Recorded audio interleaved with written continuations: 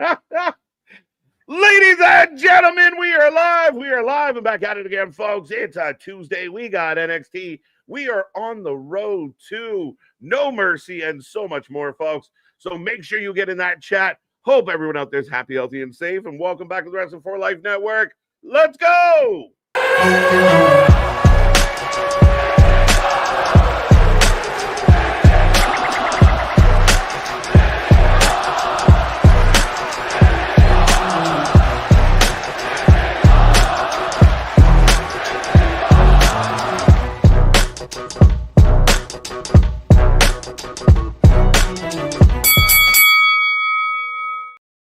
Ding, ding, ding. We are live and back at it again, folks. Like I said, we are the Wrestling for Life Network. This is another live stream, so we bring you NXT tonight. Lots to talk about, lots to get into, a few matches announced, and thankfully you can hear me. Hope everyone had a wonderful weekend. Some of you had a long weekend, so welcome back, welcome back. Hope you're feeling good. I see that chat blowing up already. Remember, we want triple digits in the chat each and every night, so be a friend, tell a friend. Like, share, subscribe, hit all the buttons. But me and this pretty face have you for the next couple hours, and we're going to have a lot of fun doing it. If you don't know who we are, well, I'm Mr. Every Night, KJ White, the Iron Man of YouTube. That is Big Nick. Ladies and gentlemen, boys and girls, children of all ages, the Wrestling for Life Network proudly brings to you its tag stream champions of the world, the Every Night Delight, KJ White. I am Big Nick, and they're tearing me apart. Lash Legend versus Jada Parker. Who do I cheer for? Both of my girls going at it, my guy. 100%. I mean, this is going to be a good matchup. We've seen a little bit of a push or a little bit of extra love here for Lash. I mean, since breaking up with Chikara, it seems like she's climbing the ladder, but Miss Parker has blown up the ranks. She's been outstanding. She's been undeniable.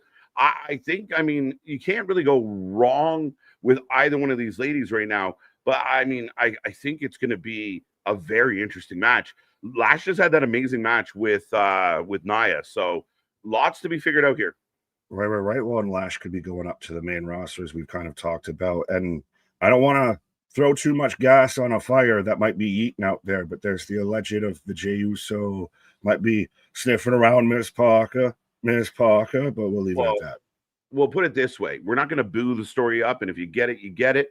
But, yeah, we're definitely not going to laboo this one. But there are rumors. I don't know the circumstances, so I don't want to judge. I don't want to question. But there are rumors out there. We'll leave that alone. We'll leave that for the internet sleuths to try and figure out.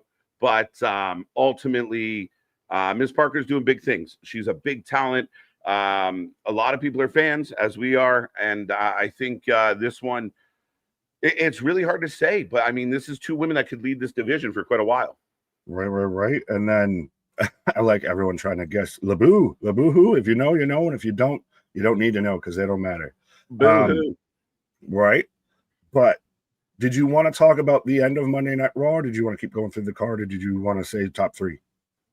We will. I'm sorry, I had the top three up because I had to switch it. But Spaz, Big Dog, OG Dale, top three last night. And if you do look on the screen, I did make an adjustment, Nick. We're a fair family community around here, and there was a little bit of, let's say, one by a nose, one by a hair, depending on where you are. Apparently somebody might have won our predictions title. If you're somewhere else, somebody else might have won it. So the Knee Pad Patrol gets a little bit of an acknowledgement here, and we give it a split title. It's like when Kane and Taker both pinned Austin at the same time, and they're both champions. Although I cannot confirm for the gentleman who will probably be in the chat later on, but MDB, I think, gave it to Ronan in the chat, in the Discord, but I don't want to take words in this man's mouth. Also. Right. Well, we're going to split it. He did the honorable thing and said, hey, look, I won, but no big deal. And we thought, nah, we'll get this one. So no biggie. So we have two prediction champions. Congratulations to both. Shout out to the top three. That's your little crowns out there on YouTube. Make sure you get in that chat, get your XP points, and get on the board. Right. You want to talk about the ending of Raw? Or just Monday Night Raw in general, because, I mean, I wasn't here because, times in Paris and everything like that, which I'm still mad that they, didn't have AJ Styles versus Dom on Clash in Paris, and that AJ didn't win. I'm with you on that 100%, sir. I listen, even if AJ wins the title at WrestlePalooza or Survivor Series, you are not going to get the pop you would have got in France. Like that crowd, dude, like sitting here watching live for the entire commercial break, them singing without a pause, without a break, without being prompted. They carried for over 3 minutes. I mean, there's people out there that will never get that kind of buzz. They missed an opportunity, in my opinion, to give him the belt, even if Dom found a tricky way to get it back in a couple of weeks. Like, I don't care. But you had a moment that I think you missed out on, Papa Paul. Oh, absolutely you did, because like you said, if they were going there for 10 minutes damn near strong, just chanting and everything. I was mad I didn't get to be on stream. La la la la la la and everything. But it was so good. And then on top of that, too, you can have AJ kind of do that division while we know Dom's going to be setting up for AAA, for Worlds Collide. Sorry, I've blanked there for half a second in the middle. That's a lot going on, man. Isn't it? Or yeah, so him now with Grande helping him out, it just you could have had him take the L going into the rematch. Yeah, kind of. And I still don't fully get like the relationship between the Grandes and Dom. Like, is Dom one day, like, are all the Grandes going to become like Dom's new faction, like Dom and the Grandes? Diddy dum. Like, what are we doing? Right. And then I gotta talk to you about the CM Punk, Seth Rollins, AJ Lee. She doesn't work here. Yeah, you guys, you idiots are always cheering for bums that don't work here. Beautiful.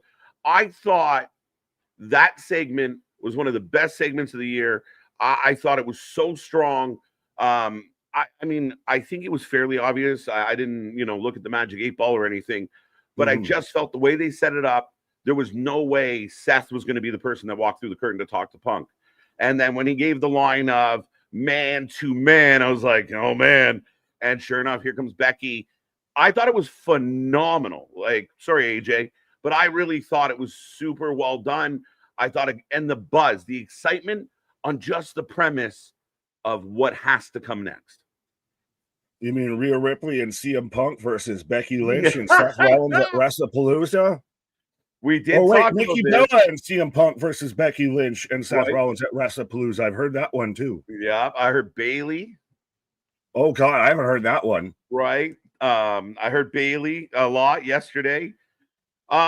You can't do what they've done. Like, even Punk stopping in Paris as he's leaving and grabs the sign with AJ on it and looks at it. And the post show, Big E and friends are not throwing AJ Lee's name around because they know, they have to know. And Nick, if they don't know, man, like, they're gonna eat it hard. But it's AJ Lee or bust right now for them on this one. And good news, our fuddy-duddy buddy, Mr. Uncle Meltzer and friends, Alvarez over there, they can confirm AJ Lee is being talked about for WrestlePalooza.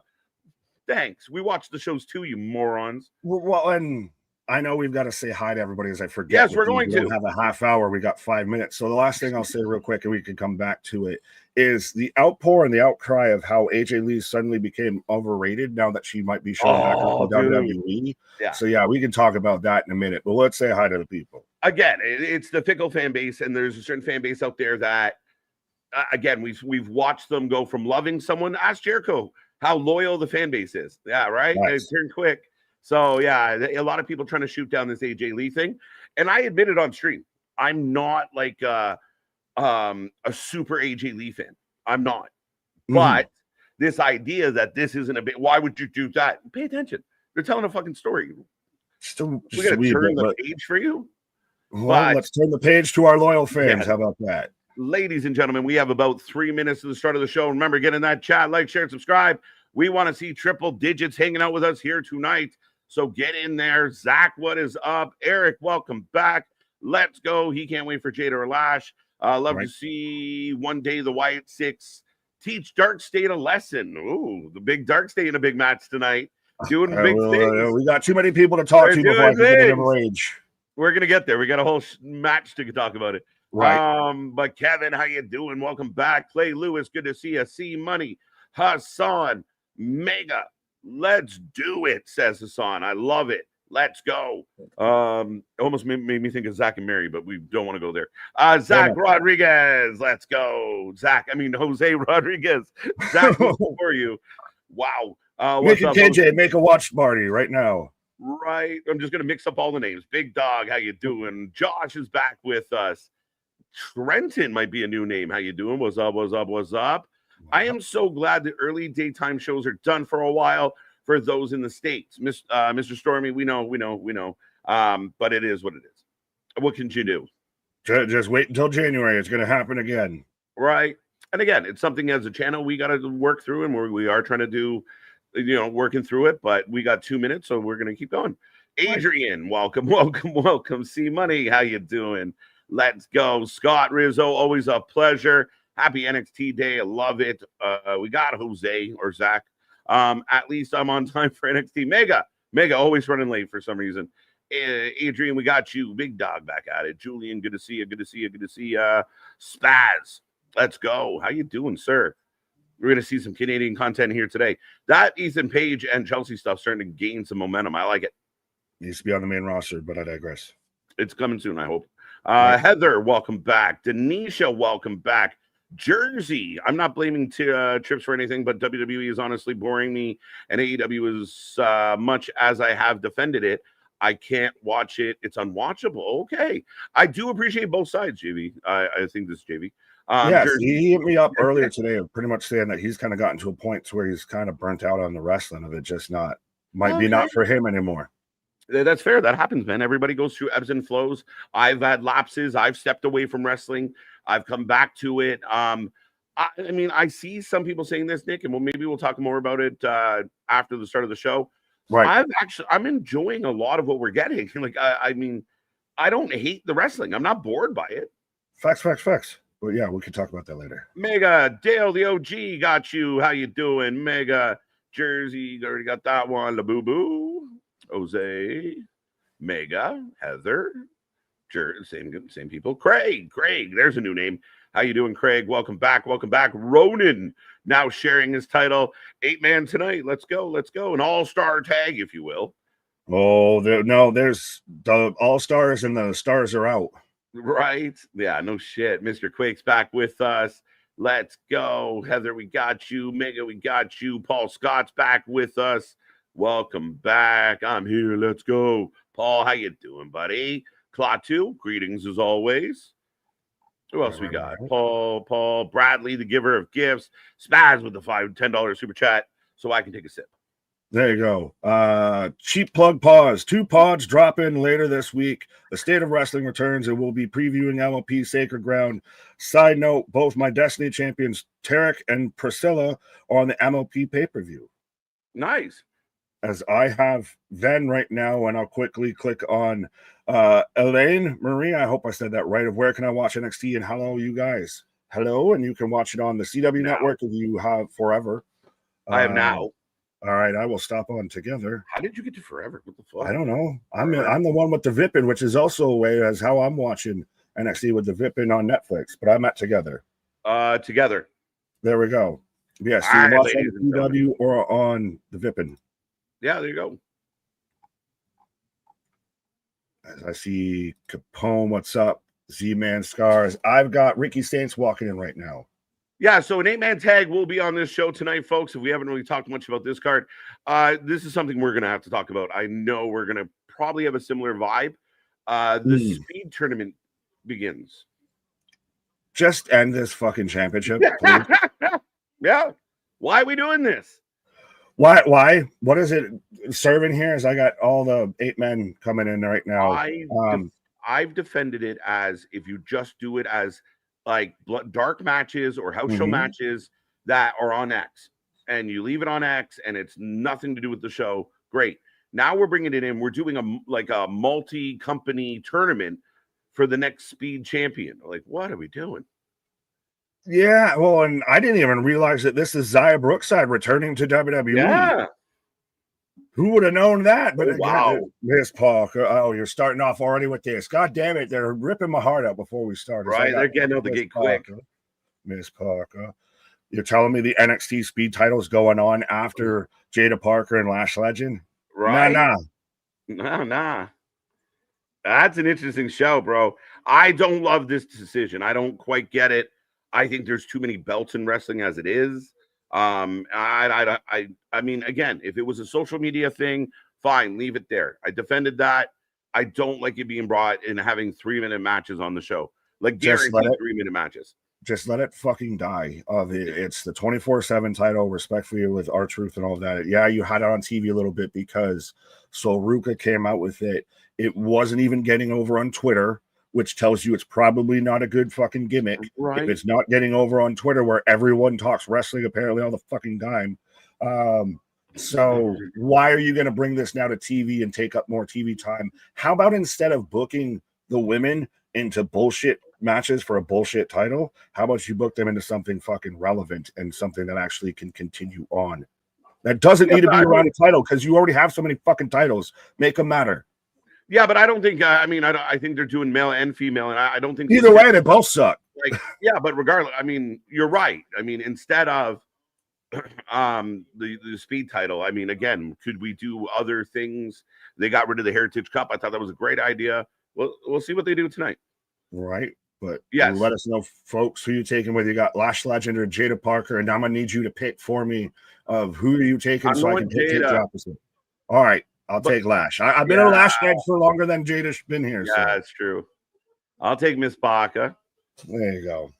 I got Lash. Yeah, September 16th is NXT Homecoming. Back to full sale. Apparently, it's already sold out. I know the online community loves talking about ticket sales, but I mean, SmackDown sold completely out. I think WrestlePalooza, it won't have a problem. Survivor Series is selling tickets hand over fist. Even All Out sold a good amount of tickets. I think they got about 1,000 left. September is getting crazy for wrestling, and I kind of love it because it's the month my birthday's in and everything like that. But you have September to remember. You have WrestlePalooza popping up, going head to head with All Out, which is the only way I remember when All Out is because it's September 20th. Remember. It's their last Dynamite before All Out that they're doing a 3-hour thing because that's when they have their residency with the 2300 arenas. I got a big splash from Lash for a 2 count. Do you think Paul tries to like impede it? Yeah. Well, and then you've got Worlds Collide that goes after SmackDown. You've got Raw that's actually going up an hour to compete with Monday Night Football. Yeah. So September's popping off with wrestling. I noticed that even yesterday, October is jam-packed as well. If you guys are a big fan of spending your weekends with us, we're here almost like I think 6 Saturdays in a row or 5 out of 6 Saturdays. We're here 6 out of 4 Saturdays in a month. Right? All the Saturdays. Here a couple Sundays because we even have Against All Odds coming up. We got WrestlePalooza, as you mentioned, Halloween Havoc, No Mercy. It's insane, bro. Right. So I got both women just test a strike shoulder barges right now. Yeah, got No Mercy. Right. Brandon, good evening, Wrestling for Life gang. Hope your Labor Day weekend was great. Can we still say KJ's last name after Labor Day? Right. I don't know the rules. No white after Labor Day, bro. I'm out. You were out before Labor Day. Get your ass back here. Batu, what up? Trenton bringing up the final Saturday night's main event being in Massachusetts for China. Yeah, and it does look like they're looking at that 13th date for that. There's Saturday main event coming up in a few weeks, at the end of the month. So, again, if you're, I mean, for the fans out there, like, I'm just kind of getting bored. Maybe it is over. Maybe you're just sick of all the wrestling. Oversaturation could be an issue. Yeah, maybe. It's just like so much shit. Well, we can get into during a commercial of how many different platforms, and we've talked about it, that you need to have to watch all the wrestling. And Christ, even just watch all the wrestling we cover of where we're going to be here Thursday watching House of Glory. So you got to add trailer in and all of that too. Right. Oh, Javon on the outside coming in. See, they showed this twice. They showed it the first time, but the frame fucked up. So now they're just showing the same thing again. I caught it out of the corner of my eye. Oh, that didn't go well. Just a bit short. Just a bit short. Just a bit outside. And she did manage to parlay it into a pin attempt. So we're okay there. But you heard her scream. Ah! Yes. Yeah, it's not as bad as Nikki's in Paris, but Dennis, I see you, Richard. Yeah, adding 3-minute matches, men's or women's, onto a show, you're inviting criticism. I think so. I don't like that kind of like. Again, it's a tough. We'll see how it goes. I mean, some of the matches on the internet were okay, but it's still you're forcing that narrative, right? So, right, it's not my favorite choice. I'm not quite sure what the thinking is behind it, but we'll see where it goes. Lash Legend just did the fucking Taker Kane sit up out of the goddamn booty drop into a choke slam. Oh, duh. I'm still stuck on French time with the duh. Jada holding her head real tight. Did she come down too high on that choke slam? I'd have to. I don't know, but she's selling hard right now. And they're only looking at Lash. So some of you are going to get a commercial break right now. Jada's trying to compose herself. Off goes the. Is that how you do it? To just that's a way to go to a commercial break and everything. Hopefully she's okay and it's not legit. But yeah. Match continues. She battles on either way. Right. Paul, man, there's a lot of YouTubers going after Triple H, calling him a booker. I would love to hear their argument, and any one of them, Paul, let them know they can stop by here any day, and we'd love to hatch it out and have a good conversation. What's making Triple H a shit booker right now? I mean, AJ was a flub, but I mean, he's not without fault. I can tell you that, but he's not the worst of the worst. Nobody is. I mean, again, this idea that he's supposed to be perfect. Nobody. How many people bat 1,000, Nick? Other than us. Yeah. But no, KJ wants all the smoke. We got all the smoke. We're the goddamn street profits out here. But yeah, no, again, I always say don't work in these laws of absolutes. So you say someone's good doesn't mean they're good all the time. We've been publicly on record plenty of times, and even tonight critiquing stuff that WWE's done. Just because there might be more flaws in another company that we talk about doesn't mean that we hate that company either. Right. No, I mean, at the end of the day, man, I mean, it's lashes all over Jada. But no, I mean, Trips has made some mistakes. I mean, we know the John Cena heel turn didn't work out. A lot of people are blaming The Rock instead of Trips. That's fine. But what's really making him a shit booker right now? The tag team division, at least on SmackDown, is better than it's been in years. They're adding things. Like, I mean, Finn and JD being a prominent tag team helps Raw for sure. The Seth, Punk, Becky shit. This is unbelievable stuff. And you talk about long-term storytelling between Seth and Punk. This is the ongoing, you like wherever you are, I will be for the rest of your time. And I think it's gone well. We've gone through all this shit with, title changes have been more frequent.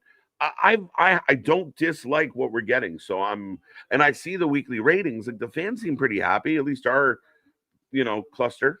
Right. Well, and I mean, even just with Jey Uso and LA Knight and Bronson Reed and Braun Breaker, there is still a ton of depth and ton of, depth throughout both shows and everything. I will say, I personally think Monday Night Raw is better than Friday Night SmackDown. SmackDown has been a little bit lacking. I think the talent level shifted one way, but go ahead. I think SmackDown on Friday was better than Raw on Monday. I would disagree, but that's fair enough. I guess that says that they're, at least it's that you can have that conversation. Yeah, you can definitely have that. I ain't even mad at it. Nia interferes, says Anthony, and that's not even a bad shout. Not again. I feel like that's we get a triple threat at No Mercy. Oh my god, I am a little tired of 8-man tags, 6-man tags, trios matches, fucking triple threats, fatal 4-ways. Like, can we just have some more one-on-one matches, please? And by the way, we haven't really talked much about it, but again, a lot of people out there getting a little miffy. But the people that don't want to give Logan Paul credit for how Paris went, I don't know what the problem is. I get you don't like him, but the man's wrestling, whether you like it or not. I'm in this camp of, as we're back in action, of I don't like the man personally, but I can admit that he can wrestle. That was the best John Cena match we've had in quite some time. I'm talking before retirement tour. Yeah. And that's not all just on John, because for fuck's sake, we saw the matches he was doing before. Right. It's Jada into the corner. Nick. Right. Kyle likes Nick. So far, is Punk Seth better than Punk and Drew? Yes. Because it has had the length, it has the personal aspects to it. Backstabber from Jada onto Lash. Go ahead. Like I said yesterday, if you get this tag match, I don't fully believe. I know some people think, oh, like AJ Lee's back to wrestling. No, I think AJ might show up for a match. Yep. If she's back to wrestling, who fucking cares? She's fucking good. Right. We'll see with the match, but I think it's at minimum she's there for the match. Don't already start. She's gonna take, Candice LeRae's spot on the roster now. Right. Like fuck. But I think it also helps with doing the fatal 4-ways and doing the tag matches. You're pulling back the one thing we really, really want, and that's Punk Seth.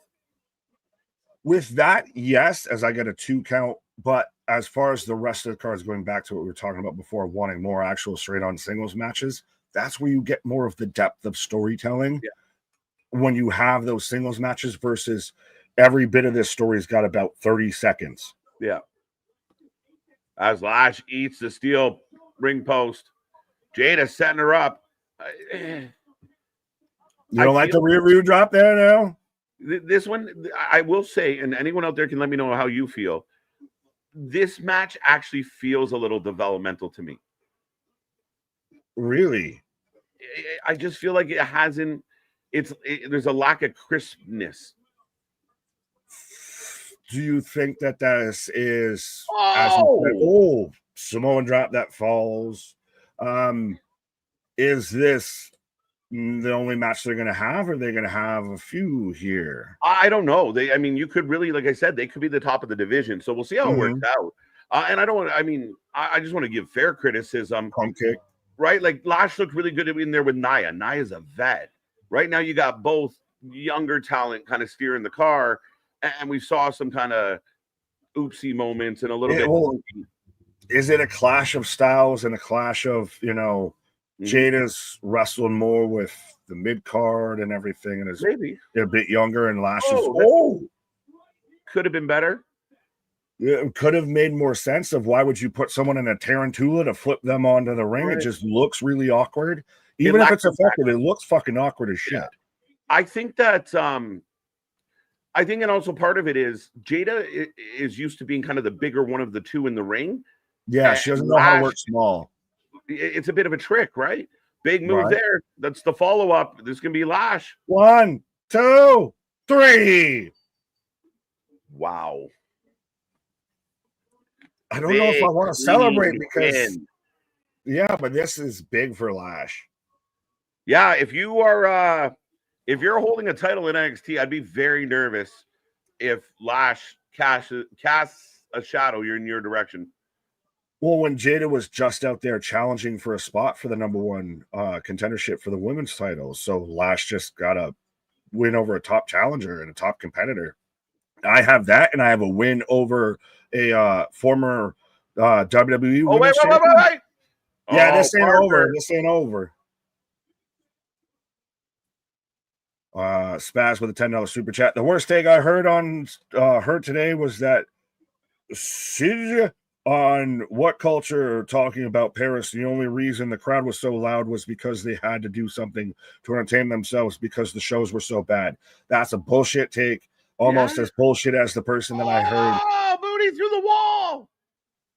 To the window. Whoa, to the wall. Audition for that role. It's like Bronson Reed with all yeet and no, or all skeet, no yeet, or whatever the fuck he said. All yeet, all the yeet. Let's go. It's Mariah May in the back. He got his brothers wrong with the Usos wrong with the other. Jimmy's the one that skeeted. Jay's the one that eats. Yeah, Jimmy's no yeet though.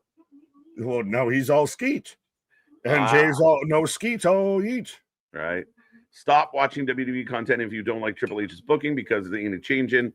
And I mean, that's a valid argument. And we've always said, I mean, we challenge the wrestling to be better. And that's what we do here. So I know it's like, I don't watch. I mean, if I've said it a million times, if you're watching constantly, you just hate watching and hate watching and hate watching.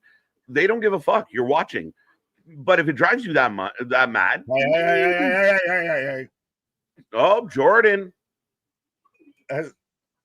Oh, shit. Hey, Callie Armstrong has, by the way, just been the fucking breakout star of Evolve. She's so fucking talented, my guy.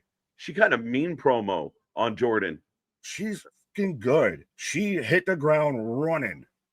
Yo, she just. You still keep seeing goddamn Javon walking everywhere. Did he walk from the last fucking show they did? Like, he looks. And I would walk 500. Right? They're selling us on something with Javon. Like, he looks like he's about to pull a Leo Rush and take a fucking sabbatical. There's R-Truth and start shaving the braids. Right. So we go back to a break. I'm getting Mr. Iguana. Oh, because it's AAA. They're giving an ad for Worlds Collide. Worlds Collide. Yes, I'm surprised. Are you surprised they put Worlds Collide on a Friday? Yeah, I was. I literally had to double check earlier today exactly what I was like. Wait, what? It's on a Friday. I was like, oh, don't let this be some afternoon show or something like that. No, it's immediately following SmackDown. Why not do that on what's happening on that Saturday that they can't do it? Off the top of my head, I can't tell you, but yes.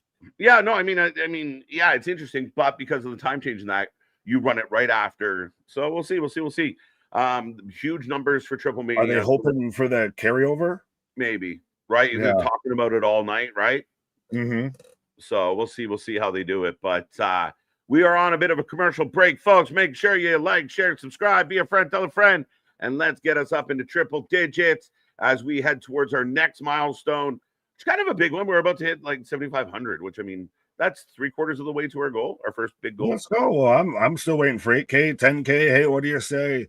But right, quick though, I do want to say, to me, I don't ever like that take of, well, if you don't like it, then just don't watch. Like, no, I can. That's because we deal with that with AEW fans and everything like that. No, I can still have a critique and have an opinion and have a discussion about it. Not everybody's the same. Of even between you and I don't. Again, I hate the fucking absolutes, so that always appears. I see in a wrestling fandom of like, well, if you don't like it, just fuck off. Like, no, an opinion. For sure. I mean, and I'm very much on the record of, if it is so troubling to you, then maybe stop, right? Like, you need to step away. It's becoming unhealthy. But nonetheless, and we've seen it, like this concept that somehow WWE fans, which by the way, are in droves. There's millions of WWE fans all over the world. You know, you got guys like Post Malone. We see Jelly having a good time. Like, this is such a big thing globally. And people act like it's like this little niche thing that, oh, well, they're not. We saw it with us. I talked about it yesterday, Nick. Like, oh, they're not really reacting to the show. They're just shills. They got to be getting paid. Why? Because we enjoyed something? Like, this idea that group, the fans in France, weren't having a good fucking time? That's insane to me. Yeah, well, it's just, where's my money, Hunter, then, at this point? No, there is that actual group of wrestling fans, and if I can find the slide perfectly there, and we are the flag bearers and the flag wavers and the founding fathers of this out there for the Wrestling Fans United, no, we like pro wrestling, and we like even having open discussions about pro wrestling, and don't always have to agree on everything. But we don't have to get insulting and disrespectful and everything like that towards each other because we have a difference of opinion. Trust me, when Darkseid comes out here, I'm going to call them all sorts of names. And KJ's a fan of them. But I still love my brother from another mother. It's just this whole, again, that when they go low, we go high type of shit, I guess. Well, and again, I think a lot of it, if you're trying to, like, I've said it before, cheer for your team. Cheer for your team. If your squad is whatever 3 letters you've happened to tag your flag to, if you don't want to be one of the people that like all the wrestling, like, I can't stand the other company, fine. But then spend more time praising, championing your brand within truth. Don't make shit up. Because there's people out there doing that, i.e. max numbers. Right. But spend more time building up your brand. If that's your favorite brand, you're never going to get AEW over WWE by putting WWE down. Because I'm a Buffalo Bills fan. You know who I talk a lot about? The Buffalo Bills. You're a Toronto Maple Leafs fan. You know who you talk a lot about? The Toronto Maple Leafs, not the Boston Bruins or anything like that. Right. Oh, can you believe fucking they didn't get back Marchand? No, you don't talk about shit like that because I'm worried about me and mines. Yes. I mean, that's kind of the way to go about it, right? So ultimately, I mean, that's what we do here. That's what the idea is. As we do have the young OG coming out, and I don't know what it will be on his mind, folks. Is he still going to keep kind of pursuing the world title? Is someone going to come out and interrupt this? I mean, the kid's been a bit of a phenom, dude. Oh, he's for sure a phenom. He's one of those that kind of caught fire and almost caught it too fast. We don't know exactly where to put you because you can't beat over right now, and I don't know if we can have you beat and Trick. So, what's next? Right, Speed Champion. No, fuck off. Speed Champion. AD and AZ, I like Dark State. Dark State's doing good. Your new champions. Booked solid, looking great, and they are your tag team champions. Well, you know who should be your tag team champions, and everyone take a drink because I said it right now. Lexus went up there on Twitch. Righteous going to sign with WWE. We're hoping. I mean, big fans, and take a drink out there for Nick saying it.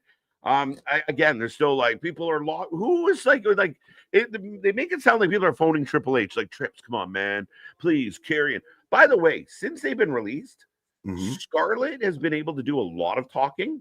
That woman can talk. That woman can cut a promo. Like Dubs needs to rethink what they're doing in this whole scenario. They are both marketable commodities that they just let walk out the door. And I think they're both highly talented. Hey to God, I never really ever cut a promo or anything like that. So I was just like, okay, I know your role here, but no, I know I need to find this. She's very well spoken, very articulate. I've seen recently with this indie run they're on, she's getting more mic time, and I find her very well spoken, like looks and brains. That's fucking lovely. There you go. I got Javon out here, so. Big one. What's up? Yeah, there's talks of the Righteous and then their whole indie day tour because they might be assigned. So would they go? Only they had, someone they could form a faction with. Only if, right? Now, do they make their way into NXT? Maybe. Depends on it. I mean, I saw someone throw out the idea of I throw out obviously Cross. What if it was Elias? With the Righteous, like we saw in AEW, that AEW decided they didn't want to keep under contract. Right. Yeah. Fuck. Elijah's under contract with TNA. Shit. Well, we know we can work around that. Yeah. But right now, the young OG is in the ring. He's very morose. Look at this morose motherfucker right here. All right. That's a extra vocabulary word right there.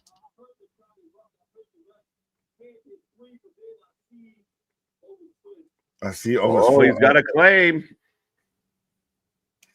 If you are a fan, you know that wrestling has ebbs and flows. Take the parts you love and the rest away. Lady B's got an amazing point because I do find, and maybe because it's what we do this, so I'm more exposed to it nowadays, but it's like this expectation of bang, home run. Like, y'all realize like Barry Bonds didn't hit a homer every time he was up at bat. Mark McGwire didn't hit a home run every time he got to bat. Ken Griffey, I can list off the names. It's this idea that every time they step up to the plate in every week's show has to be a barn burner. I mean, I think that's a fallacy. Oh, well, no, 100%. I had to get through a cough there to agree with you. No, I was letting you. No, I was going to say, well, I will fully admit, peeling back the curtain here a little bit and everything, I know for myself, and I know we kind of at times feel like it, as content creators, it gets that way at times to where you feel like you need to hit a home run every time and everything like that. So, swing away, Mero. But, yeah, you can't expect them to this isn't a home run derby. Sometimes they hit a single, sometimes they hit a double, sometimes they pop out. Yeah. Facts. But we're getting interrupted right now. There's a car pulling up. Again, it was a very subdued. Who, I don't think it who's was on a the bike? bad The promo. bike. Who's on the bike? Undertaker. World. Oh, I literally thought the same exact thing. Oh no! Who is it? Taker? Is it Taker? That's what I'm wondering. Is it Taker? Remember Taker gave him the advice. Watch it be fucking Briggs, and everyone's gonna be disappointed in his shit. Right. All right. Yeah, he's just walking it off because Briggs had the confrontation. Hey, it's Taker. Let's go. No, Briggs. You bastard. That's so fucking good. I learned in the, it's Josh Briggs. Bullshit. No, I was like you. Is it Briggs? Is it Briggs? But then we got the bong, and I was like, get the bong, all right. Jesus, I'm trying to still recover as I take hits from the but that's so funny. They even started to and I just saw Josh Briggs. Oh no. They instantly hate. That's how you get such heel heat. They fucking hate this man right now. And Briggs is a guy that we are watching come into his own. He's been here for a while. He floated. Bar Rescue wasn't great. If you don't know what Bar Rescue is, that was the faction he once had. With not John Taffer. Not John Taffer. I don't, dude. I've gone on a fucking John Taffer binge to the point where I can't hear them. It's been funny. I don't know why. It stumbled on it on Prime. I've watched like I've been there. I think everyone does that. It's like a rite of passage at least once every couple of months. You go through like a Bar Rescue binge. Yeah. He's up there with Guy Fieri. Triple G, let's go. I got Triple D and said you hit me with the Triple G. But they are booing the shit out of Briggs now, and they have been pushing Briggs up the ladder. Right? Shut it down. I ain't done. Shut up. Oh, they're a lot nicer than the French crowd where that Netflix guy, that censor guy on Netflix was fighting for his fucking life out there. Yeah. No, do I turn it off? When do I silence him now? Shut the and then hit the button. Yeah, they were letting Becky have the business. Yeah, you think you just fucking quit your job? Like, fuck it, I'm out, guys. I can't do this. Just let them fucking say it. Just blame it on them being French. I don't know. I get that why. I get it, but it's stupid. And Netflix is completely okay with the language. We know that. We know it's partly, listen, you can't control what the audience says. Just let it. If you get a warning on Netflix, this is 14 plus or whatever the fuck. And that's what it should be. You may hear some cursing. And if you let your kid watch it and hear some cursing, you teach your kid when to say it and when not to say it. And we all live happily ever after. We don't have to fuck up everyone else's day. Oh, you know me? You don't know me. You think you know me. On this day. Sorry, I just thought of that. Alex Windsor give us the I saw Alex Windsor do an interview with Tony Schiavone, and it was like Marina-esque. Oh, really? Yeah, Alex Windsor. Fuck off. Yeah. We're getting a choke slam on the steel chair. Do it. Wow, we're Pillmanizing everybody nowadays. Well, is that becoming over? No, that's not true. Pillmanized because he just choked slammed it through. Dropped it. Fair enough. I don't mind Javon versus Briggs if I think it keeps Javon doing something and it elevates Briggs. I agree with you. I'm okay. I think I like the progression we're seeing in Briggs. And the little battle with Yoshi was good because it was entertaining. Right. Well, you love you some Yoshi, as I see Boston. What up? Bar Rescue is my shit. It's the only reason I watch Spike. You don't watch it for TNA or Deadliest Warrior TNA, or anything? Bar Rescue, and what was it? A Million Ways to Die or 1,000 Ways to Die, and then the Deadliest Warrior. Yeah, I watched all that. Oh, Deadliest! Now we're going on a Spike train. Yo, someone's got to bring back Deadliest Warrior, especially with AI nowadays. They did it on History Channel, I think, for a bit and everything. But yeah, that show is dope. I'm a nerd. We are getting a Zaya Candace package. Oh, and what was it? There was the one like man show, or it wasn't the man show, but it did something like that. Answers? Yes, that's what it was. Right? Like, yeah. Mansers. I don't know if that's offensive that we were talking about Mansers as they were showing a Candice LeRae video package or anything like that. But yeah. But yeah, we go to commercial break. We just got a video package for the upcoming match between Candice and Xia Li, part of the Speed Tournament. Xia from NXT, from TNA, and Candice, of course, from NXT/SmackDown. So again, they're bringing in everybody. Matters. Right. Well, yes. Well, I like Guardians out there, Briggs out there looking like the real indie taker. Indie taker. I like that. That's hilarious. Can we touch on something speaking indie real quick? We're on a commercial break. Yeah. I have to throw a shout out, Nick, and I know you've seen it because I think you put it out there too. Mm-hmm. A shout out to our boy, Big Ben. Oh, Big Ben out there causing trouble, living the gimmick, living the name. My God, I almost pissed myself with a couple of the reaction things that went up. If you guys don't know, our buddy Big Ben, who's done an interview on the show, we interact with all the channel, 100%. Yeah, we got nothing. Even popped into our men's mental health stream and all of that. Yes, so a great guy trying to make his way in wrestling. But he did like a funny fucking filtered video mocking the people who harass wrestlers based on the Rhea Ripley situation in France. Right. And some people ran with it as if it was an actual dude defending. So they're like, can you believe this fucking guy? I was like, and so many people believed it was him. Instantly, though, I saw it. I died laughing initially because that's such a genius way to fucking do that. Yeah. Because, by the way, Ben's mastered the social media wrestling game. Man's got to fucking have the WWE tree up and everything. I love guys legitimately like, I want nothing but the best for him. Guys kind of actually become like a legit friend and everything. Yes. But the fact that seeing so many people like just took it, I saw Ringside News, his drunken ass sat there and acted like, oh, what? Like this was real. Like you couldn't tell this. You could tell everyone that hadn't grown up in like the 90s and early 2000s and everything that would clearly saw that's just a fucking filter and everything. Like it's so obvious. And then he didn't answer back to it. Like seeing that go for like 2 days of just anywhere you look. Although, can you believe they actually said this? No, because it's not true. Yeah, if you guys don't know, go over to our socials. I know Nick and I both put it out in different areas. So go to our socials. It's worth a watch. And then watching the comments and watching the reactions has been outright hilarious.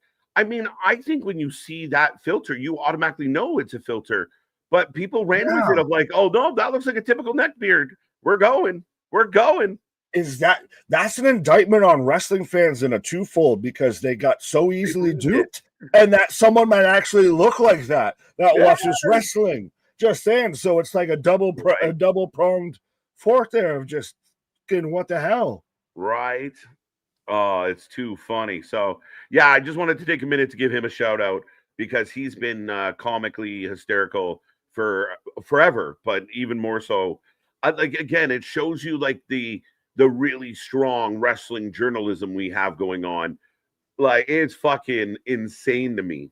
It shows you exactly what we've talked about. So where people just take something, do 0.0 seconds of actually looking beneath the surface on it and just share it and just have an opinion and have already a narrative that they just need something to run with to put out there. Because if you literally took, I'm being generous, 0.1 seconds to look at that and had all of two brain cells that clack together, you can tell that that's clearly someone with a filter and not serious and not genuine and completely sarcastic. Right. But to see people run with that, it's like, now I see why so much clickbait spreads. Sorry. Yeah, no, in addition to that, real quick, because we're back to the show. Hank and Tank in the back, rocking Chicago jerseys or variations with Oba. They got hamburgers on the shoulders. Right? And Oba and Ricky back there as well. A very motley crew, if you would. The most remember in like the 80s of wrestling when you have like the Heenan family or Mr. Fuji or something like that, the Grand Wizard and everything, and it just be the most mishmash of talent and everything. Like Tatanka's out there hanging out with an Earthquake and shit. And what is happening here? Right. IRS is friends with who so and so. Right. Josh Briggs, the new JBL. This is good for Briggs. I agree with Dale. No, I mean, it also kind of shows that our buddy, like the people that you don't have good friends, because if I tweet that out, I guarantee within a half an hour, Nick's gonna send me a message of like, "Hey, bro, it's a joke." Like, where are your friends? Like, you have all these faults. No one's Yeah. pointed that out to you. They're just laughing at you. Oh, dude, it was so good. But Alba and Ricky not really happy with each other, which could play into another dark state win here this week. I don't even want to talk about this, but I got a bright side to hear out with Zaya Brookside. This is gonna be a 3-minute match. I hate that you're somehow actually fully right with that, motherfucker, because I hate that that's a gimmick to this. Like that works on Twitter because I'm scrolling through Twitter. Cool, I got a quick match, what have you. On TV, I should know already. You got a 3-minute time limit. Well, I think I'm gonna. Did somebody say 3 minutes? So I think I'm gonna 3 minutes. You about to Rosie and Jamal my ass and take a pause? Yeah, I'll let you have this one. Oh, but, thanks. I feel so graced. I guess it fits because I've been suspended by Twitter so much that I need to watch the fucking Twitter match right now. Oh, gotta love it. Gotta love it. As here comes Candy. Oh, as I believe you're taking a pause at some point. Right, I'm out. There you go. As KJ's taking a pause for the causes, I got Candice LeRae coming out right now. So, I mean, if you want to, you got all of the clock's running, I guess. Pizza Dude's got 30 seconds. If you want to give me your predictions on who's winning, is this even exactly for the speed title or is this part of the speed tournament? But if you're giving me Chitara, Candice LeRae, or Zaya Brookside here. As Spaz with a $10 super chat. I don't know if this makes sense. Oh, that's good. When I watch wrestling, I'm in the wrestling world, and if I like something or not is based on if that thing makes me want to be in that world. Iguana, check. Plastic bags, no check. Fair. I mean, I'll give you that. That was a long way to get to a short circumference, but so we have a little running clock. So 2:53, 2:52. Boy. So what happens if it's a draw? Just nobody moves on? That realistically, I feel should happen more often than it does. But again, let me know who you take it. I guess I'll take Zaya Brookside, her return to WWE of make Anthony happy. No, I'm on my brother. What? Candice LeRae or Zaya Brookside, who will win? That's what I'm asking. 3 minutes. 3 minutes. We're out here. Well, no, 3 minutes, and we still got the rest of NXT here. And it feels so different and separate, and it like the Heritage Cup. I know KJ wasn't the biggest fan and everything, but you do the Heritage Cup, and it's still kind of your Ring of Honor Pure Championship. They didn't completely change every fucking video in the Performance Center. They didn't, now we're changing it every minute that it goes down. We're all watching my first speed match all together, by the way, because this is how over it fucking was. But I would take a Heritage Cup match over this right now any day. A pure rules wrestling match, or at least how about just a regular fucking singles match? How about that, goddammit? I don't like the weird Squid Game fucking countdown here. If you disagree, please let me know of why you would enjoy knowing that this match is only going to go 3 minutes, and so anyone involved kind of looks like a fucking jobber, win, lose, or draw, as I've got a springboard moonsault that Candice misses. Dale. Adrian, I thought they were done with the Heritage Cup. I believe they are. I still wish that they weren't, though, because I'd take it over this. Speed Rumble, no. So now we've got the red zone. So we're in the final minute. 1 minute remaining. No, you're right, Nick. The speech is the worst thing in wrestling right now. It didn't work on Twitter. And so why are we making this a thing on NXT? Like, Saturday night's main event, maybe just throw this on a fucking quick hit on ESPN. Honestly, you just had that fucking deal. I don't fucking care for it. Rock, what's up, my guy? Shout out The Rock over there on Twitch. And also, we are on Twitch. We're about, I think, 115 followers. As so, Candice LeRae picks up the win. Yes, still trying to believe make partner we'll have you out there on Twitch. But so go watch both. Have the multiple tabs open.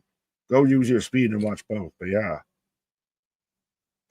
So Candice LeRae moves on after a tornado DDT because we can't have Xia Brookside wrestle here again. It costs too much.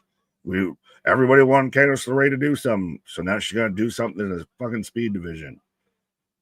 So yeah, so it's literally down to Candice LeRae, and then you've got Lainey Reed versus Fabi Apache in the semifinals, and then Soruka versus the winner of the semifinals at No Mercy. So odds on Lainey Reed or Candice LeRae takes on Soruka for the Speed Championship. And are they just going to have Soruka win it because she was already seen on TV with it so she can have it and then just decide she wants to retire it? I got Chase U with Briggs backstage.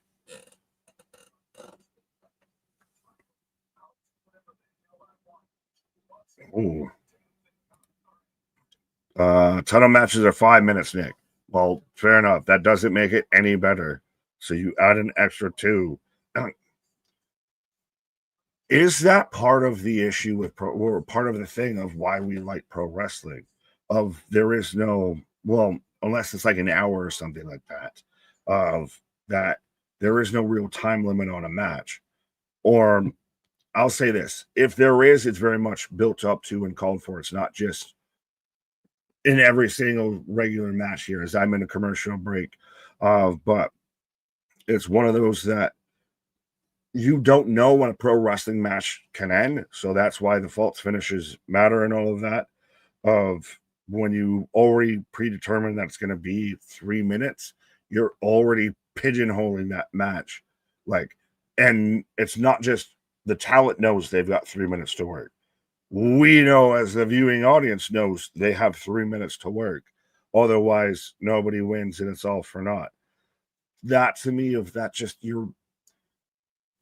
it's poorly played out. It's not something that to me works on a regular TV viewing audience scale on a regular weekly show. It worked on maybe a social media of you're on a Instagram and you're rolling through the reels or whatever of how it was on Twitter. You're scrolling through your timeline. Oh, I got 3 minutes while I'm, going to the bathroom at work or something. Let me watch this speed match, something like that, which it didn't even really work there. So why are we going to do this now on national TV? Why are we going to do something that already wasn't working and put it on a bigger scale and hope it works? I hope it's just kind of a couple week thing and then they kind of run it off, but we'll see. Claw 2, speed title, Chase U, Chase Y, up, down, left, right, A, B. What a waste on both accounts. You got me in the first half, but I don't know if you got me in the second half here. I'm trying to make sense of it. It could be the vitamins, but we guarantee matches of 3 minutes or less. So the next championship is free.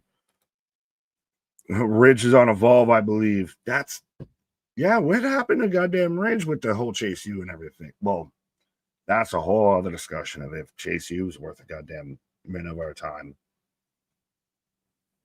They'd almost be better just as a entirely separate tag team with a whole new gimmick instead of being revitalizing Chase U for the umpteenth time. That's where that started. Jose, what happened, Ridge? Adrian, Nick, is the WWE tag division dead? No. On SmackDown, it's the highest it's been in recent memory. I think with what we're probably going to get at WrestlePalooza with the Usos teaming again versus the Braun and Braun security, Raw is going to probably hopefully get an uptick. SmackDown or NXT, is still growing. It's kind of once Fraxium left and everything, it's kind of had this kind of hole that they need to fill that they did with Hank and Tank. But overall, I think tag team wrestling is on an uptick. I won't say it's on a resurgence because we've been advocate on this channel. Trust me, as literally the tag stream champions, we very much focus on tag team wrestling. And for the past couple of years, tag team wrestling's been non-relevant, non-significant. Now there's getting back to a focus on it, but I wouldn't say, that it's completely dead in the water here. Richard, tag team division is the weakest it's ever been. Yeah, I'll give you that. I would agree with that, Richard. We want Ridge. Do we? What would you do with Ridge right now? He takes out, he goes after Oba. He takes out fucking Javon or something. They should do speed matches for pre-show fights, I guess. I don't know. I wouldn't actually be yes and no of if they did it as a developmental thing, but to me, also the speed thing should be of all due respect that Tyranny Steele would be in that. Of somebody coming out of LFG would be in something like that. Of you slow progress, roll them into it. Would be, or you get people from Evolve like Kendall Gray would be in the speed division to me. We got everybody in Ava's office, not offense, not orifice. Is Jelly Roll going to perform at WrestlePalooza? I mean, maybe it's Indiana. Deshaun, just saying Ridge. Yeah, so we've got Tatum and Izzy, we've got Fatal Influence, and we've got Soul and Zaruka. So if Raw equals Dynamite, SmackDown equals Collision, and NXT equals Rampage, does that make Evolve AEW Dark? I mean, if you're playing tic-tac, none of that really coordinates correctly. Fine. I mean, if you wanted to say SmackDown was Collision, I think SmackDown would mop the floor with Collision. But if you're going literally as number of shows versus number of shows, I could see that. Yeah, well, and even half the shows you even mentioned don't exist anymore. Rampage doesn't exist. Dark doesn't exist. Dark Evolution doesn't exist. So we've got back to Vic Joseph and Booker T. Bradley, what up? Ridge be my number one heel. What? There sure as hell isn't a lot of signings out there that are really great, like say Drew McIntyre was, or Bobby Roode was on NXT. You think Triple H and Tony Khan, they ruin it. What? Are you saying that they've gobbled up too much talent, that there's not enough free agents out there? I would disagree, but depends on contracts and everything. But we're getting a video package for Darkseid, and how fitting that KJ's out here on a pause. If he's out there, he's the camera guy right now recording this. Watch this pack. I'm watching it. Yeah, see, there's a proof right now that KJ's the fucking camera guy out here as we're going through and hyping up Osiris Jones. And yes, I know Osiris. He's out there and he played college football for Syracuse and everything like that. We have Cutler James up there. Watch your back, literally and figuratively, around Cutler James for multiple reasons.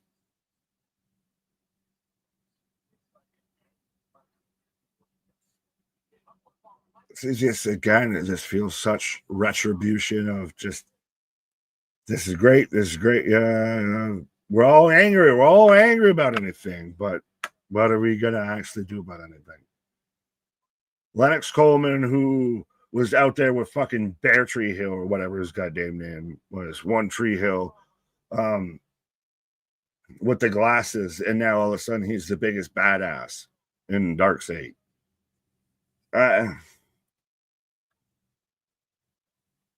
I can see, I guess, halfway, because of, where people might find something with this, but it's just so fucking directionless to me.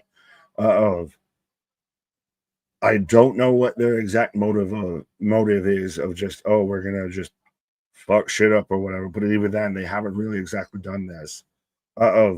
They've just been periodically in 8-man tag matches with other feuds that are. I'm listening. I'm also still not trying to get us a copyright strike. I'm just sitting here, just listening to nothing. Nick is better. What better, bitch? This is good, Nick. Nick is better. Is this them giving me their case as to why they formed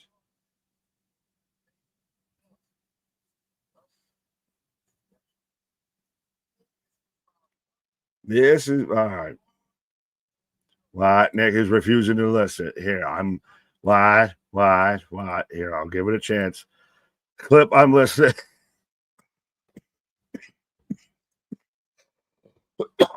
Sorry, now you got a clip of me in coughing because that goddamn broke me. But